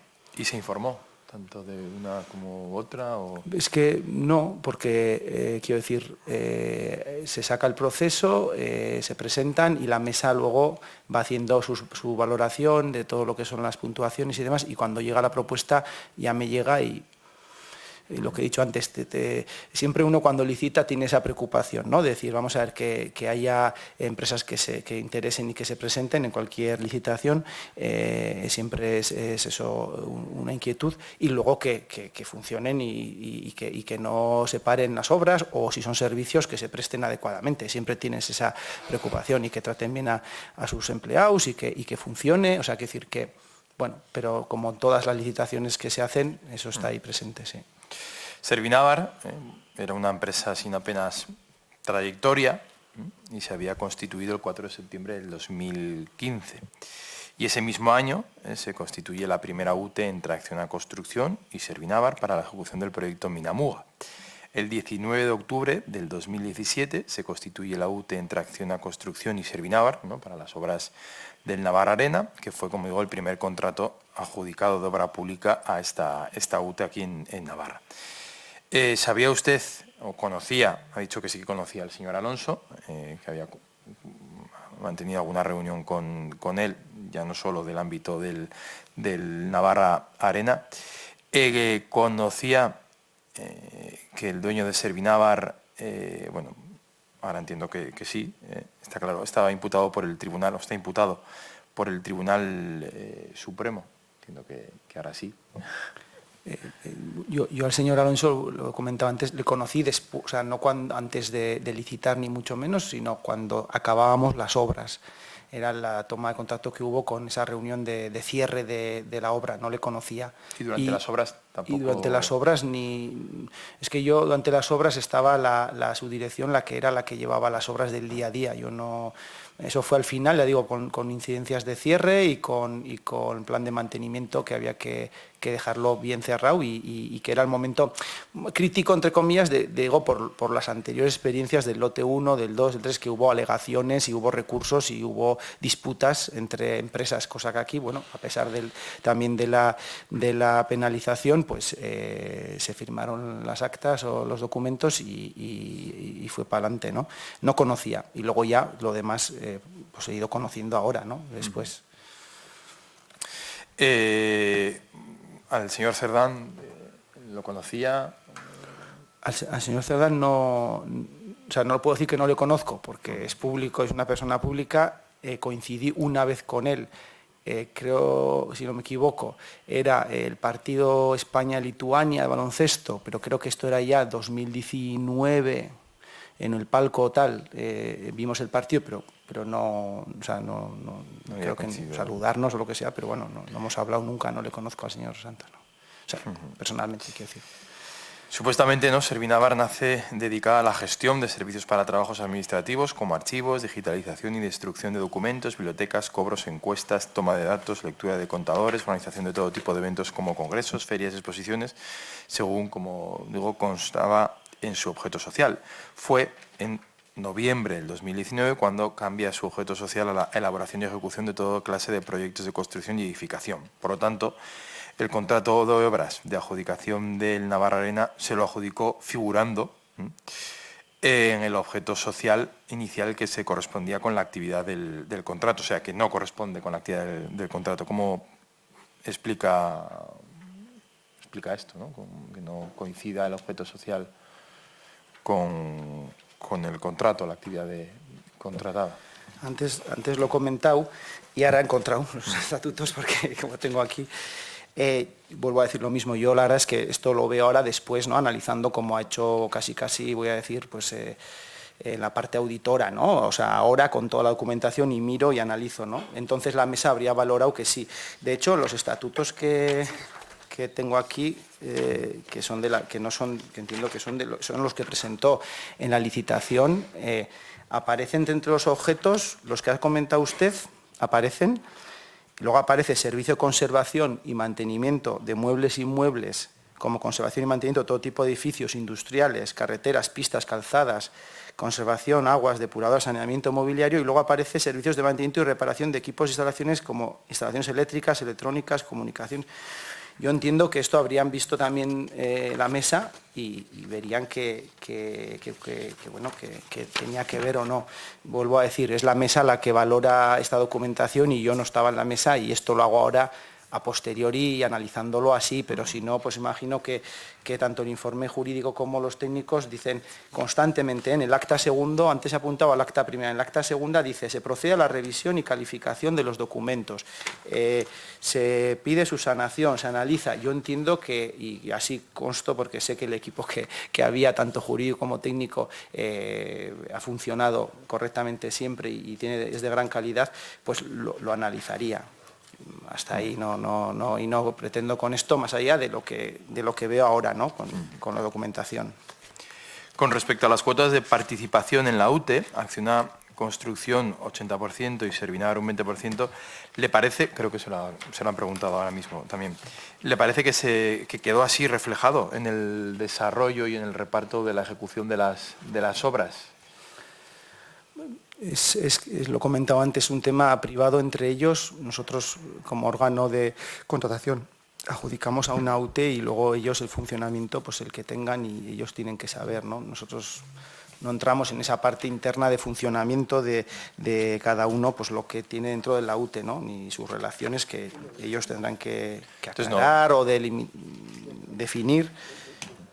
No recuerda, ¿no?, si número de trabajadores que aportaban y un poco el... Viendo el expediente y la documentación que hay, y Contos también lo trae a colación, ¿no? Están los certificados de estar al corriente, de pagos, de seguridad social, ahí aparecen empleados tanto de la propia UTE, que creo que tenía 2 empleados, como tanto de Acciona, por lo menos. Ahí están, y creo que algún otro que antes también se ha señalado, ¿no?, por otro interviniente, la parte de empleados que cada uno aporta, pero nosotros... Es más, esa documentación se pide a la hora de hacer la certificación para verificar que está al día y no pagarle a alguien algo que tenga esa empresa, esa UTE, tenga deudas o pagos pendientes con empleados o con terceros subcontratistas, ¿no? Entonces, se les pide estar al corriente y en esas certificaciones que se van haciendo, de las 5 certificaciones de obra, se les va solicitando que tiene que estar esta documentación. Es más, hay informes de Nasubinsa en los que ya advierte, oye, en esta certificación no hay o no me consta. Entonces luego la dirección facultativa y también el letrado dice, no, están, se les ha requerido y lo han aportado. O sea, se va completando para que la certificación vaya como debe ir, pues cumpliendo la normativa y estando pues adecuada, ¿no? Vale. No, se lo pregunto, bueno, porque el responsable de obras de Acciona en Navarra entre 2014 y 2019, el señor Merino, nos indicó en esta misma comisión, bueno, que Servinavar aportaba en torno al 50% del staff en determinados proyectos, 3 o 4 trabajadores en algunos casos, y algo que a nosotros, bueno, pues francamente nos sorprende, ¿no? Y más cuando, bueno, la Cámara de Cuentos es cierto que ve una desproporción según, como digo, su informe entre el personal aportado por cada una de las empresas de la UTE frente a su participación, ya que, bueno, pues que por Servinavar estuviendo pues, entre 0 o 2 trabajadores según el momento, frente a los de Acciona, pues que efectivamente llegaron a ser entre 132 y en algún momento los 75 trabajadores, más o menos.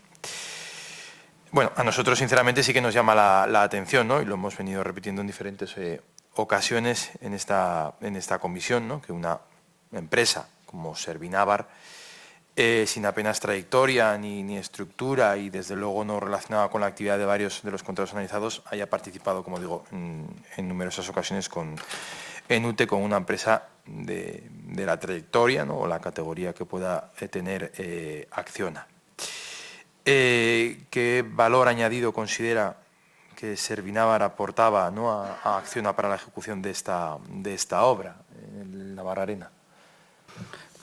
Insisto un poquito, ¿no?, lo que son las relaciones dentro de la UTE es algo que la Administración, nosotros en este caso el órgano de contratación, no tiene la obligación o no controla, no es un tema que nosotros podamos controlar o valorar, y de hecho no es ni siquiera un criterio de adjudicación. O sea, cómo se organicen ellos y cómo aclaren si las tienen, sus discusiones que han aflorado o afloraron en aquel momento, si las tuvieron, es un conflicto de naturaleza privado. O sea, nosotros ahí no puedo valorar, entiendo que si ellos acuden es porque han decidido hacerlo así. En la documentación presentada por la licitadora, tal y como recoge la Habana, también se ha hablado en su informe en lo que se refiere a la solvencia económica y financiera y técnica profesional, Acciona Construcción y Servinavar 2000 se acogieron a lo previsto en la cláusula 9 del pliego, que disponía que en el caso de que los licitadores se presentaran en forma de unión temporal de empresa, UTE o similar, bastaba con que al menos una de las 2 integrantes de la unión cumpliera los requisitos expresados, siempre que su participación de la UTE fuera de al menos el 50%. En este caso, por tanto, bastó con la acreditación de la solvencia económica y financiera y técnica profesional de Acciona Construcción, ¿no?, ya que bueno, su participación era el 80% dentro de la UTE, pero se vuelve a dejar en entredicho la verdadera capacidad de Servinavar a la hora de justificar su participación en esta UTE, ¿no?, para las obras de este contrato. Es cierto que la oferta presentada por la UTE Acciona Servinavar fue la mejor, básicamente porque fue la única que se presentó, y a pesar de no obtener la puntuación o la máxima o una puntuación elevada, ya que tuvo 17,90 puntos de los 40 puntos posibles de la propuesta técnica, superó la puntuación mínima en el pliego de condiciones, que era 15 puntos, y por lo tanto suficiente para adjudicarse. Es habitual o considera usted que es habitual para este tipo de contratos solo concurra una licitadora? Se lo han preguntado también hace nada. Pero no sé, a mí me sorprende, ¿no?, que una obra de tal envergadura pues solo sea una empresa la que se presente en este caso, al proceso de licitación. Suele ser difícil decir que es habitual o no, o normal o no. Se lanza el procedimiento como había hecho, o sea, se hacía o se hace, vamos, en aquel caso con la ley del 2006, y contratación, y se procede y es lo que se recibe, ¿no? Lo comentaba antes, no trasladaron o no quedó eso desierto, o no quedó que hubiera habido recurso al pliego. Procedió como debía en base a la ley y cumpliendo la normativa, y la valoración que pueda tener ya es cuestión casi pues de opiniones, pero no le veo que tuviera yo, o sea, no trasladaron, no se trasladó en ningún momento que eso fuera un problema. Con respecto a las posibilidades, hay posibilidades de ampliar el plazo. ¿Por qué no se amplió el plazo para ver si había más empresas que podían...? La ley de contratos marca esos 18 días, marcaba, digo, porque era en aquel 18 días mínimo, tal. Yo creo que al final, cuando uno pone todo este proceso en marcha, dice lo que he dicho hasta ahora, dice: quiero garantizar, pues en este caso, la concurrencia, quiero garantizar que puedan optar a presentarse, y mientras no haya, por ese aspecto, pues nada que pudiera haber dicho, oye, que no cumple la ley aquí, o que esto hay que... No había razón. Se garantizaba la concurrencia competitiva, que es verdad que hubo luego una única propuesta, pero se baremó, se garantizó. Si no hubiera llegado, pues habría tenido que procederse a una nueva licitación o lo que fuera, ¿no? Y siguió el procedimiento conforme a la ley y a los procesos que tanto jurídicos como técnicos nos indican en la gestión pública. En nuestro caso, este fue el trámite.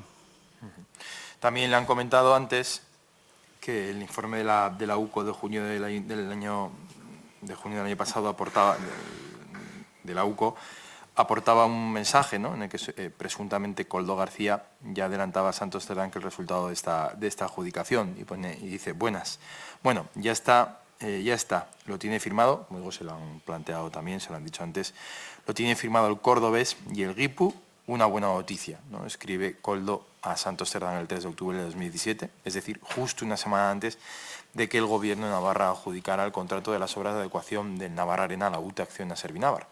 Según la UCO, cordobés es como llamaban al exdirectivo de Acciona, Fernando Merino, y el Guipú, el administrador de Servinavar, el señor Alonso, y asocian este mensaje con este contrato, como digo, justo unos días después de anunciarse la adjudicación que constituye la UTE. ¿Qué opinión, qué le parece a usted esta, vamos a decir, coincidencia?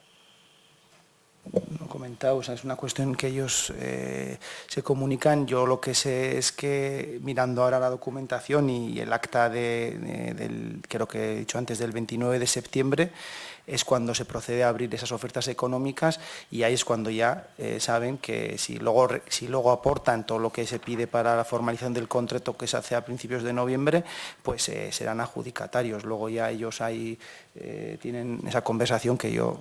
Que no, o sea, ¿No le sorprende? ¿No sorprende? No sé.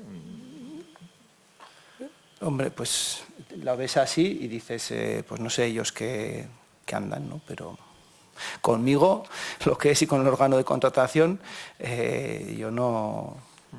No, es cierto, hay que pensar, ¿no?, en qué andan estos metidos, o qué hacen, o qué...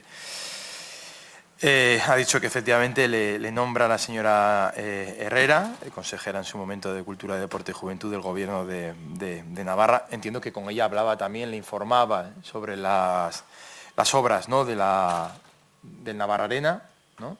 ¿Le dio a ella alguna indicación? No, la consejera le trasladamos. De hecho, el acuerdo de gobierno por el que se declara prioritario y se adopta, se dispone de esos 6 millones y se hace sin que afecte al techo de gasto del instituto, se hace vía, lo lleva la consejera, lógicamente, y nosotros ahí no nos indica, a mí no me indica nada al respecto, y luego ya pues en lo demás, lo que digo, es decir, se ejecutan las obras y ahí ya hasta las aperturas y demás, pues no hay mayor. ¿Conocía usted al señor Olarte de Acciona? No, al señor Olarte no le conozco. ¿Y al señor Merino? A Fernando Merino conocí, al señor Merino le conocí en la obra. Como he dicho al final, hace 9 años también. A veces, fíjese, firmé el contrato con Luis Regera, el señor Regera, ¿no? Creo que es. Tampoco recuerdo que le conozca, o sea, porque es que no sé si en el momento la firma habría sido, pero igual firmas y ya, y con Fernando Merino sí que tuve más, digamos, contacto al final de la obra por el seguimiento de lo que fue la obra, y el señor Alonso también estaba en esas últimas reuniones de deficiencias o de incidencias que quedaban pendientes por solventar, y del plan de mantenimiento que sí o sí, porque era obligación por el pliego, había que aportarlo y había que concretarlo y tenía que tener el visto bueno de todas las partes. Le iba a preguntar también sobre el contenido de valoración de los diferentes informes, principalmente de la aduana, pero bueno, también se lo han planteado. Sí que es cierto, ¿no?, con respecto a lo que menciona tanto la Cámara de Contos como la aduana, que la UTE presentó una relación de 76 subcontratistas para los trabajos, pero que solo 6 de ellos, pues de los casos, pues, cumplían un compromiso de colaboración, ¿no? También la mesa solicita una subsanación y entonces pasa de los 76 pasan a ser 39, ¿no? Casualmente, pues bueno, figuraba Servinávar, ¿no?, haberse presentado también como UTE con Acciona. Eso a mí sinceramente me parece curioso, ¿no?, para realizar esas tareas de mantenimiento de instalaciones y limpieza de la obra, ¿no? Y cuando también ha dicho que hay la firma, ¿no?, posterior a la de la licitación en esos 31 casos, ya ha dado las explicaciones. Yo entiendo, pues bueno, pues a mí me genera ciertas dudas, ¿no?, esta cuestión, ¿no? No tengo tampoco más preguntas, así que bueno, pues agradecer su colaboración y nada más. Gracias.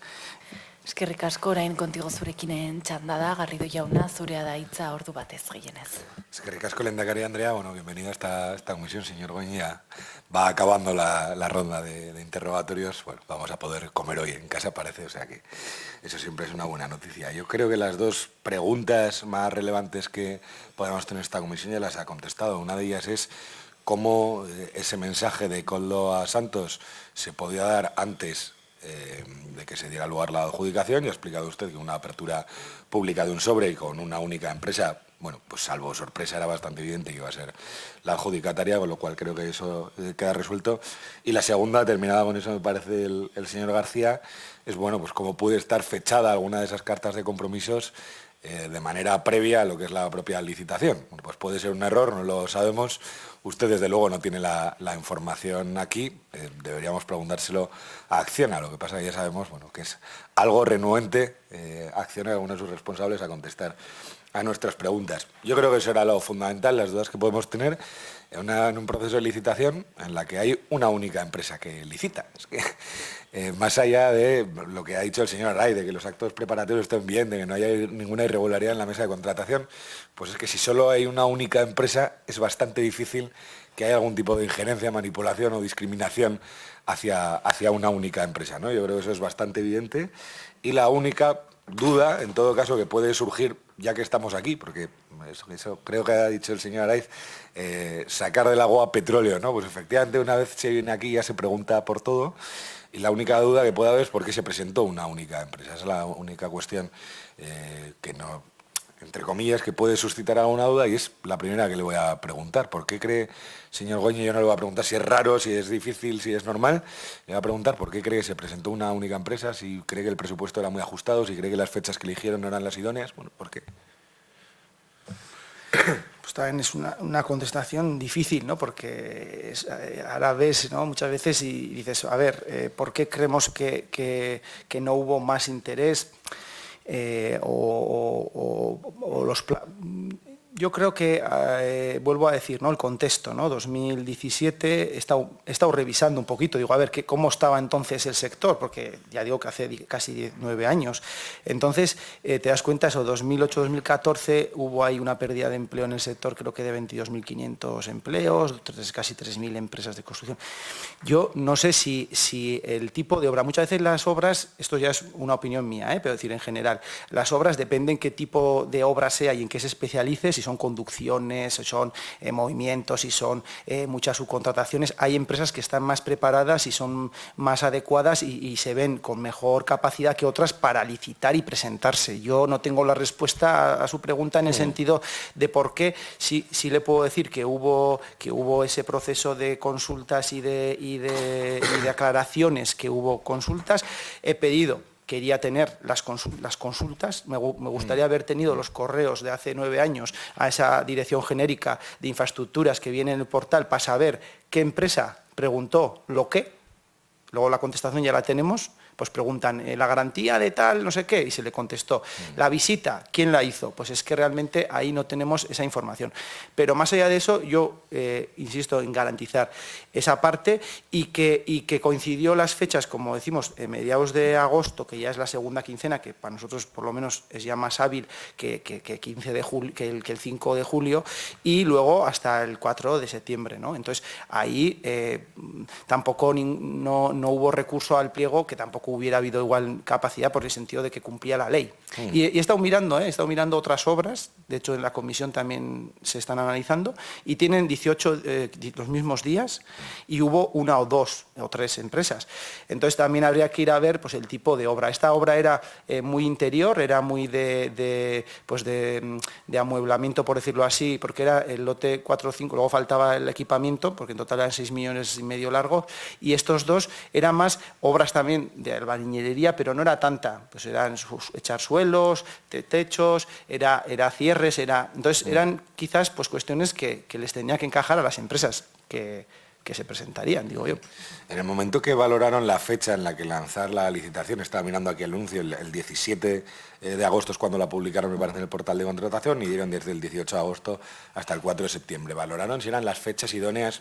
Usted me mencionaba en alguna pregunta previamente que siempre los gestores están preocupados de que haya la mayor concurrencia posible para la posibilidad de seleccionar la mejor empresa. Supongo que a la hora de publicar el anuncio es algo que tuvieron en cuenta también. ¿Lo valoraron? ¿Creyeron que eran buenas fechas, malas? ¿Por qué las eligieron? No hubo una decisión, digamos, a ver, quiero recordar, que a veces también intento recordar, sí, quiero recordar que no hubo una especie de vamos a ponerlo aquí para... No, veníamos desde marzo con el plan de apertura y uso, veníamos con las ascripciones, veníamos con la modificación de julio del proyecto, veníamos con el acuerdo de gobierno por lo cual se nos habilita económicamente y se nos insta a que se licite, y todo ello nos hacía abocarnos y llevarnos a que si queríamos que, lógicamente, y ese era el objetivo, siempre te pones una meta, ¿no?, que era apertura septiembre de 2018. Si queríamos, en los informes ya se dice, la obra debía empezar en noviembre. Entonces, el margen que había para todo el proceso era esos 18 días. Y creo, vuelvo a decir, es decir, en la Administración, los años que yo por lo menos llevo en el Gobierno y en las administraciones locales, a partir del 15 de agosto tienes que estar, porque se empieza a preparar los presupuestos, que estos 11 años ha habido presupuestos, claro. Sí. Igual cuando no tienes, pues no tienes que prepararlos, pero cuando tienes que hacer presupuestos, en septiembre, como no estés bien preparado,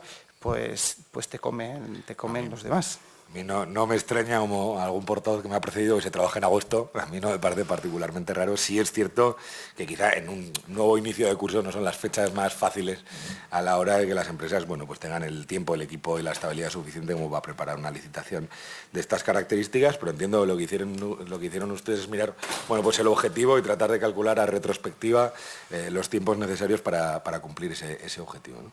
Le han preguntado... A veces, la verdad, me gustaría ser un poco más experto en materia de contratación pública para algunos elementos de esta comisión.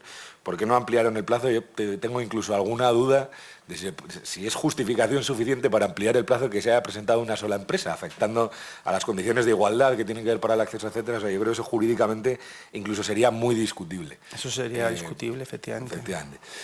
Sí que le quiero preguntar, creo que lo ha aclarado, pero eso sí que me ha llamado la atención. En ningún momento le dicen a usted que hay una sola empresa que ha concurrido. Eso nunca es un factor de preocupación, algo que usted tenga en cuenta. Nunca, no hablan de esto en el... No, cuando ya se trasladan en los informes y la propuesta, te dice, pues hay una propuesta que sí que, o sea, que sí que ha entrado o que hay que se va a analizar en la mesa, pues ya sabes que hay, ¿no? O sea, es decir, que no te dicen hay que volver a licitar. O sea, no dice, ha acabado el plazo y aquí no hay ni una propuesta.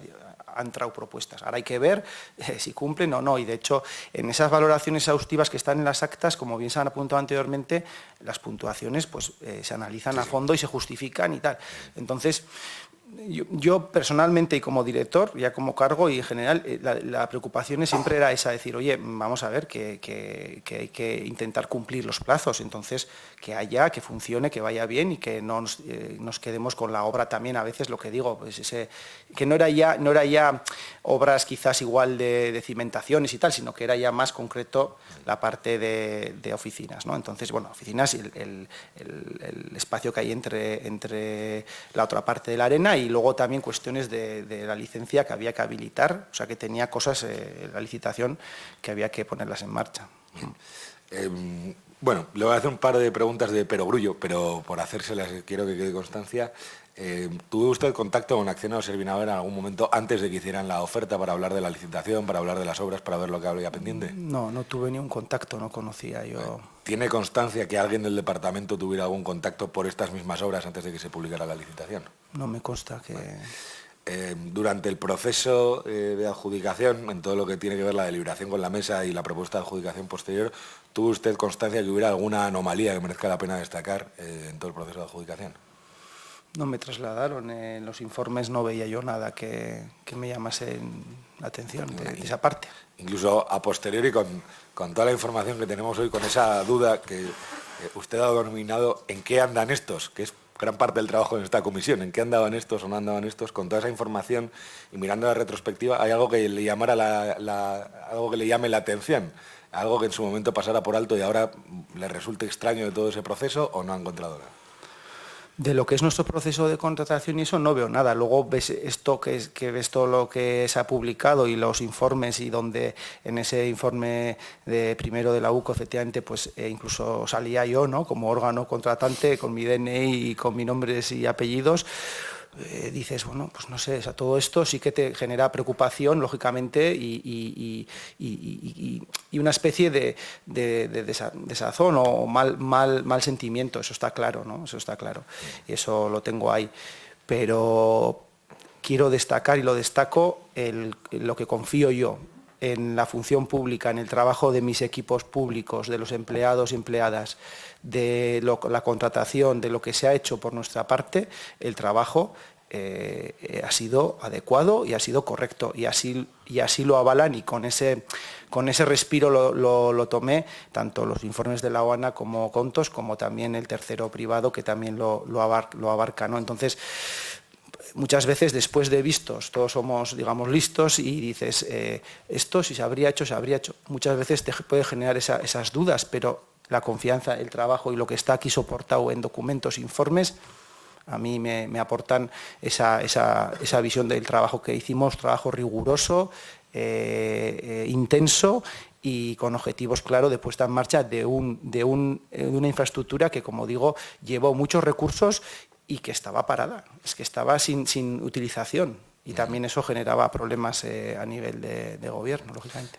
Con esa desazón, creo que la ha denominado usted, que bueno, sufrió al ver su nombre con DNI, todo lo ha dicho en el informe filtrado de la UCO, ¿no? Y lo difícil, una vez estamos en este ecosistema de discernir qué se ha hecho bien, qué se ha hecho mal, quién lo ha hecho bien, quién lo ha hecho mal, que parece que el borrón se extiende, ¿no? No sé si ha tomado alguna actuación, ha contactado con gente de aquella época, ha preguntado si alguien vio algo raro, no sé, ha hecho una pequeña investigación retrospectiva para sentirse seguro, si no, no sé, ¿cómo ha actuado una vez conocido todo esto? Pues no ha sido fácil. Me hubiera gustado quizás, puestos a pedir, que hubiera habido pues, un encuentro, ¿no?, de todas esas personas, juntarse, analizar y tal. Pero es que hay que pensar que hay personas, funcionarios ahí que ya están jubilados, que tienen su vida y que seguramente traer esto pues, les puede suponer tiempo, otros que ya pues, están o no están. Entonces, tampoco ha sido intentar solicitar alguna cosa más. De hecho, la primera documentación que se aportó solicité un poco más, oye, ¿hay algo más? Y pues me han contestado, pues no hay los correos de los que solicitaron las dudas, ¿no? No he tenido toda esa información, pero en general, con la documentación que hay y con todo el análisis, que yo creo que está bastante documentado, concluyó lo que he dicho antes, que es acorde a la ley y que el funcionamiento ha sido bien. Y he intentado, o sea, he contactado, pues sí, en algún caso con personal jurídico de entonces, pues para consultar. Oye, esta parte se ha podido, hay documentado, o cómo está, o pues lo que nos han aportado, tenemos lo que nos han aportado, ¿no?, de documentación.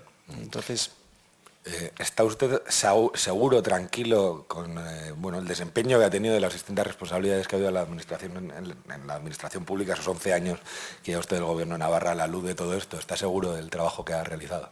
Sí, estoy seguro, porque siempre ha sido como un principio que tengo por encima de todo, tanto en la alcaldía, en los 4 años que estuve de alcalde, concejal también, como aquí. Siempre he intentado hacer adecuadamente todo, dar respuesta a las necesidades de la gente, hacerlo rigurosamente y bien, y si hay dudas o hay discrepancias o hay cuestiones que puedan salir, reparos, etc., tener contrainformes, argumentos, a trabajarlo y acatar lo que me marcan, que para eso, como he dicho al principio también, soy empleado público y me debo a la función pública. Pues voy a acabar con una pregunta que les hacemos a todas las personas que han pasado por esta comisión de investigación, que si usted a lo largo de toda su trayectoria ha visto, no necesariamente en su responsabilidad directa, sino también en su entorno, algún indicio de corrupción, de injerencia, de manipulación, de amaño, de licitaciones públicas en Navarra desde 2011 hasta la fecha actual, que es el objeto de esta comisión. ¿Tiene alguna información que nos pueda trasladar que sea de utilidad e interés para el objeto de esta comisión? No tengo nada, y si lo hubiera tenido seguramente lo hubiera trasladado. Bueno, pues le agradezco, como han hecho otras portavoces que me han precedido, la colaboración. Mil esker. Eskerrik asko zuri, orain talde mistoaren txanda da, Jimenez Jauna, zurea da hitza ordu batez gehienez. Gracias, presidente. Buenos días y bienvenido, señor Goñi. Nos vemos en otro escenario y daré las gracias por su información. Intentaré ser breve porque la mayoría de las preguntas ya se las han hecho. Sí nos gusta poner el contexto. El contexto es que, desgraciadamente, aparece por aquí la sombra alargada de la corrupción, casi generalizada por los socialistas. Solamente hay que ver la familia del presidente en qué situación está.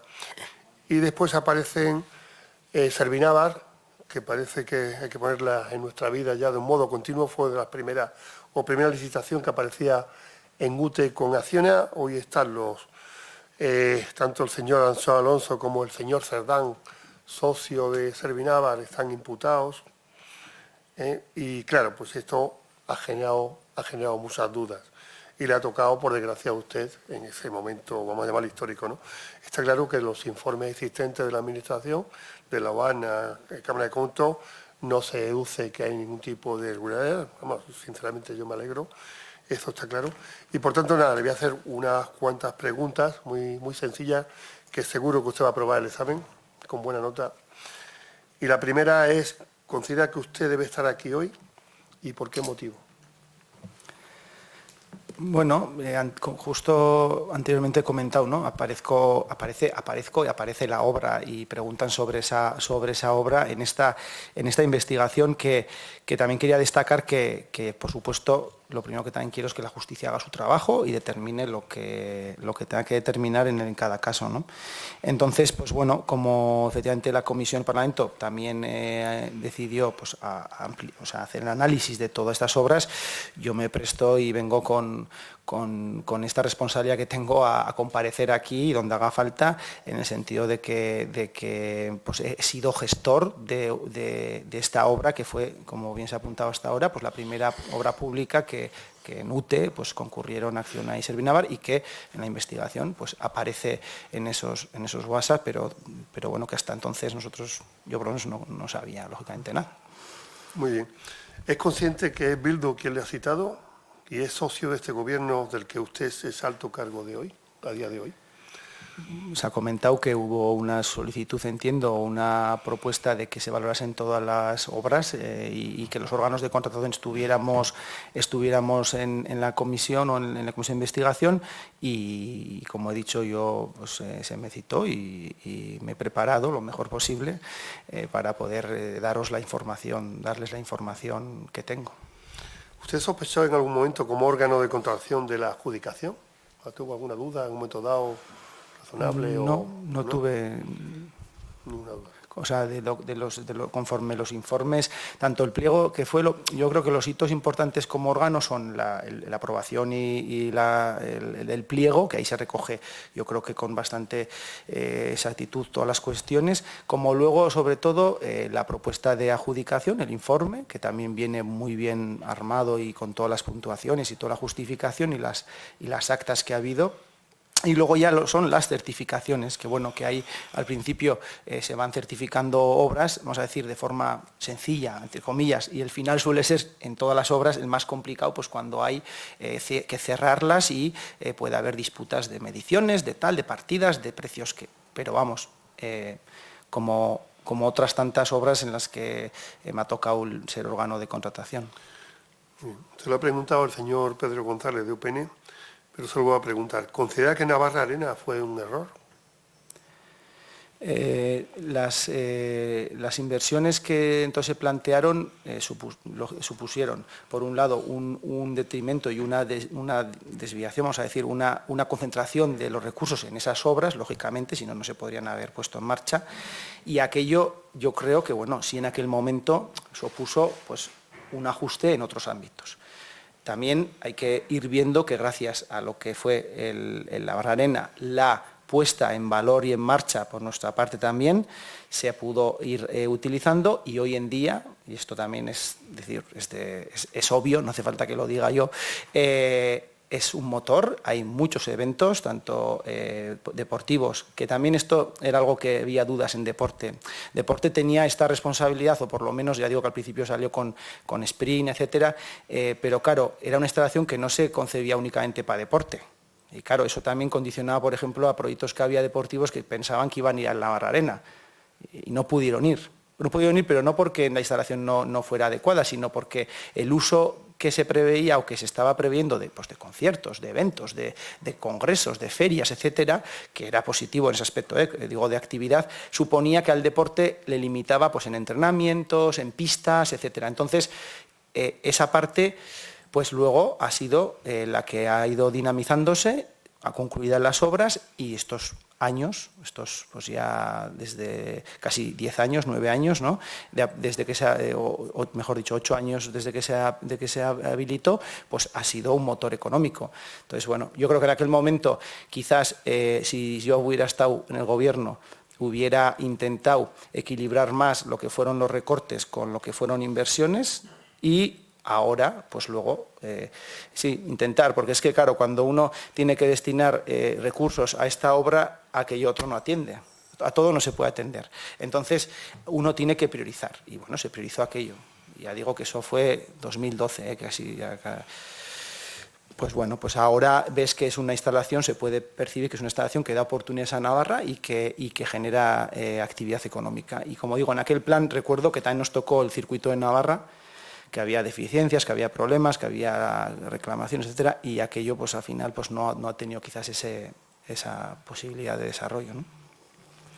Sí, yo comparto que ese coste de oportunidad era cuestionable porque en la Casa del Deporte estaban las federaciones y a 100 metros estaba el Instituto Navarro del Deporte, por tanto no se entendía muy bien que en esa instalación tan grande que parece que al final se han llevado esas federaciones y ese instituto un poco de relleno, entre comillas, ¿O no le parece? No, en el inicio del proyecto, en ese edificio Cristalau de la Arena, donde están las oficinas, sí que iban las federaciones. Eso sí que se contemplaba. Tiene relación también por otra cuestión. Está el Estadio del Sadar, está la Universidad Pública de Navarra, están las dotaciones deportivas. Bueno, da accesibilidad también a la gente que igual pues ya no tiene que entrar hasta el centro de Pamplona, ¿no? Porque está en un sitio igual más accesible. Y esa parte de que las oficinas estuvieran, pues tiene su lógica y si piensas que la actividad va a ser más deportiva, luego digo que la evolución ha llevado a que es un multiusos. Y que fuera el instituto tenía, porque nuestra relación entonces, y ahora también entiendo que será así, del instituto con las federaciones era muy cercana. Entonces, estar como estábamos en Emilio Arreta, efectivamente, y Federaciones Paulino Caballero, si no me equivoco, sí. Pues ahí estábamos enfrente. De ahí pasar a que la administración pública quedase en el centro y las federaciones fuera, iba a hacer que la relación no fuera tan fluida. Entonces nosotros veíamos que era importante que estuviéramos todos, y junto a la Fundación Indurain y otras instituciones, en el mismo espacio. Y eso fue lo que se habilitó y creo que con acierto esa decisión, y creo que las federaciones también, con sus más, sus menos, porque siempre digo los espacios que es poco metros más, siempre hay disputas, lógicamente, entre necesidades y propuestas, pues fue algo positivo. Muy bien. Por ir terminando, cuando se ha sabido que forma parte de Servinava el señor Cerdán, ni más ni menos, ¿qué pensó usted? ¿Se puede saber? Bueno, no sé,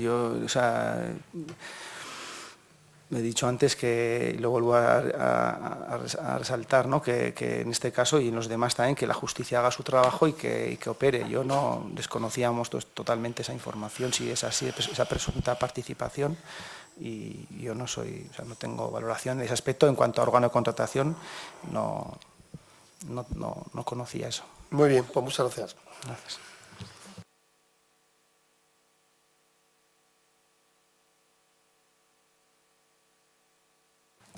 Vale, una vez finalizados los turnos de intervención, le vamos a dar el último turno de palabra para que pueda decir lo que considere necesario. Sí, no, solo destacar, mucha gente al final ha pasado por esta comisión e intentado ir siguiendo más o menos por ver, ¿no? Pero sí que yo quería destacar, sobre todo poner en valor, y lo he dicho antes y con esto acabo, voy a ser muy breve, poner en valor el trabajo de los empleados y empleadas que han estado en este proceso de contratación, que también muchas veces se puede poner el foco en que no lo han hecho correctamente. Yo creo, y así lo resaltan los informes y lo soportan, que esta contratación, este proceso, siempre después de analizar con perspectiva puedes hacer mejoras o no, eso está claro, en todo se puede mejorar continuamente, la mejora continua es buena y tener crítica constructiva también, pero creo que hay que ser justos, y lo que es el procedimiento, lo que es la licitación, con los informes y con todo, quiero resaltar que este equipo que estuvo ahí trabajó, hizo su trabajo como debía, y así quiero resaltarlo. Sobre todo porque uno es director general, en aquel caso director gerente del Instituto Navarro de Deporte y Juventud, y puede parecer que es la representación, y lo soy, lógicamente, lo era en aquel entonces, pero sin ese equipo que había de casi 100 personas, yo no era nada. Entonces quiero resaltar eso, y los que participaron, tanto dirección facultativa, equipo arquitectos, como Nasubinsa técnicos, como NICDO técnicos, también creo que hicieron un papel importante para que hoy, y eso también ha salido en la comisión, hoy la Arena efectivamente sea un motor y sea un espacio donde hay actividades, que era lo importante que nos tocaba a nosotros responder. 2015 en la puesta en marcha de esta infraestructura para Navarra. Gracias. Bien, pues una vez finalizado el único punto del día que teníamos hoy, damos por finalizada la sesión de hoy. Que tengan ustedes una buena tarde.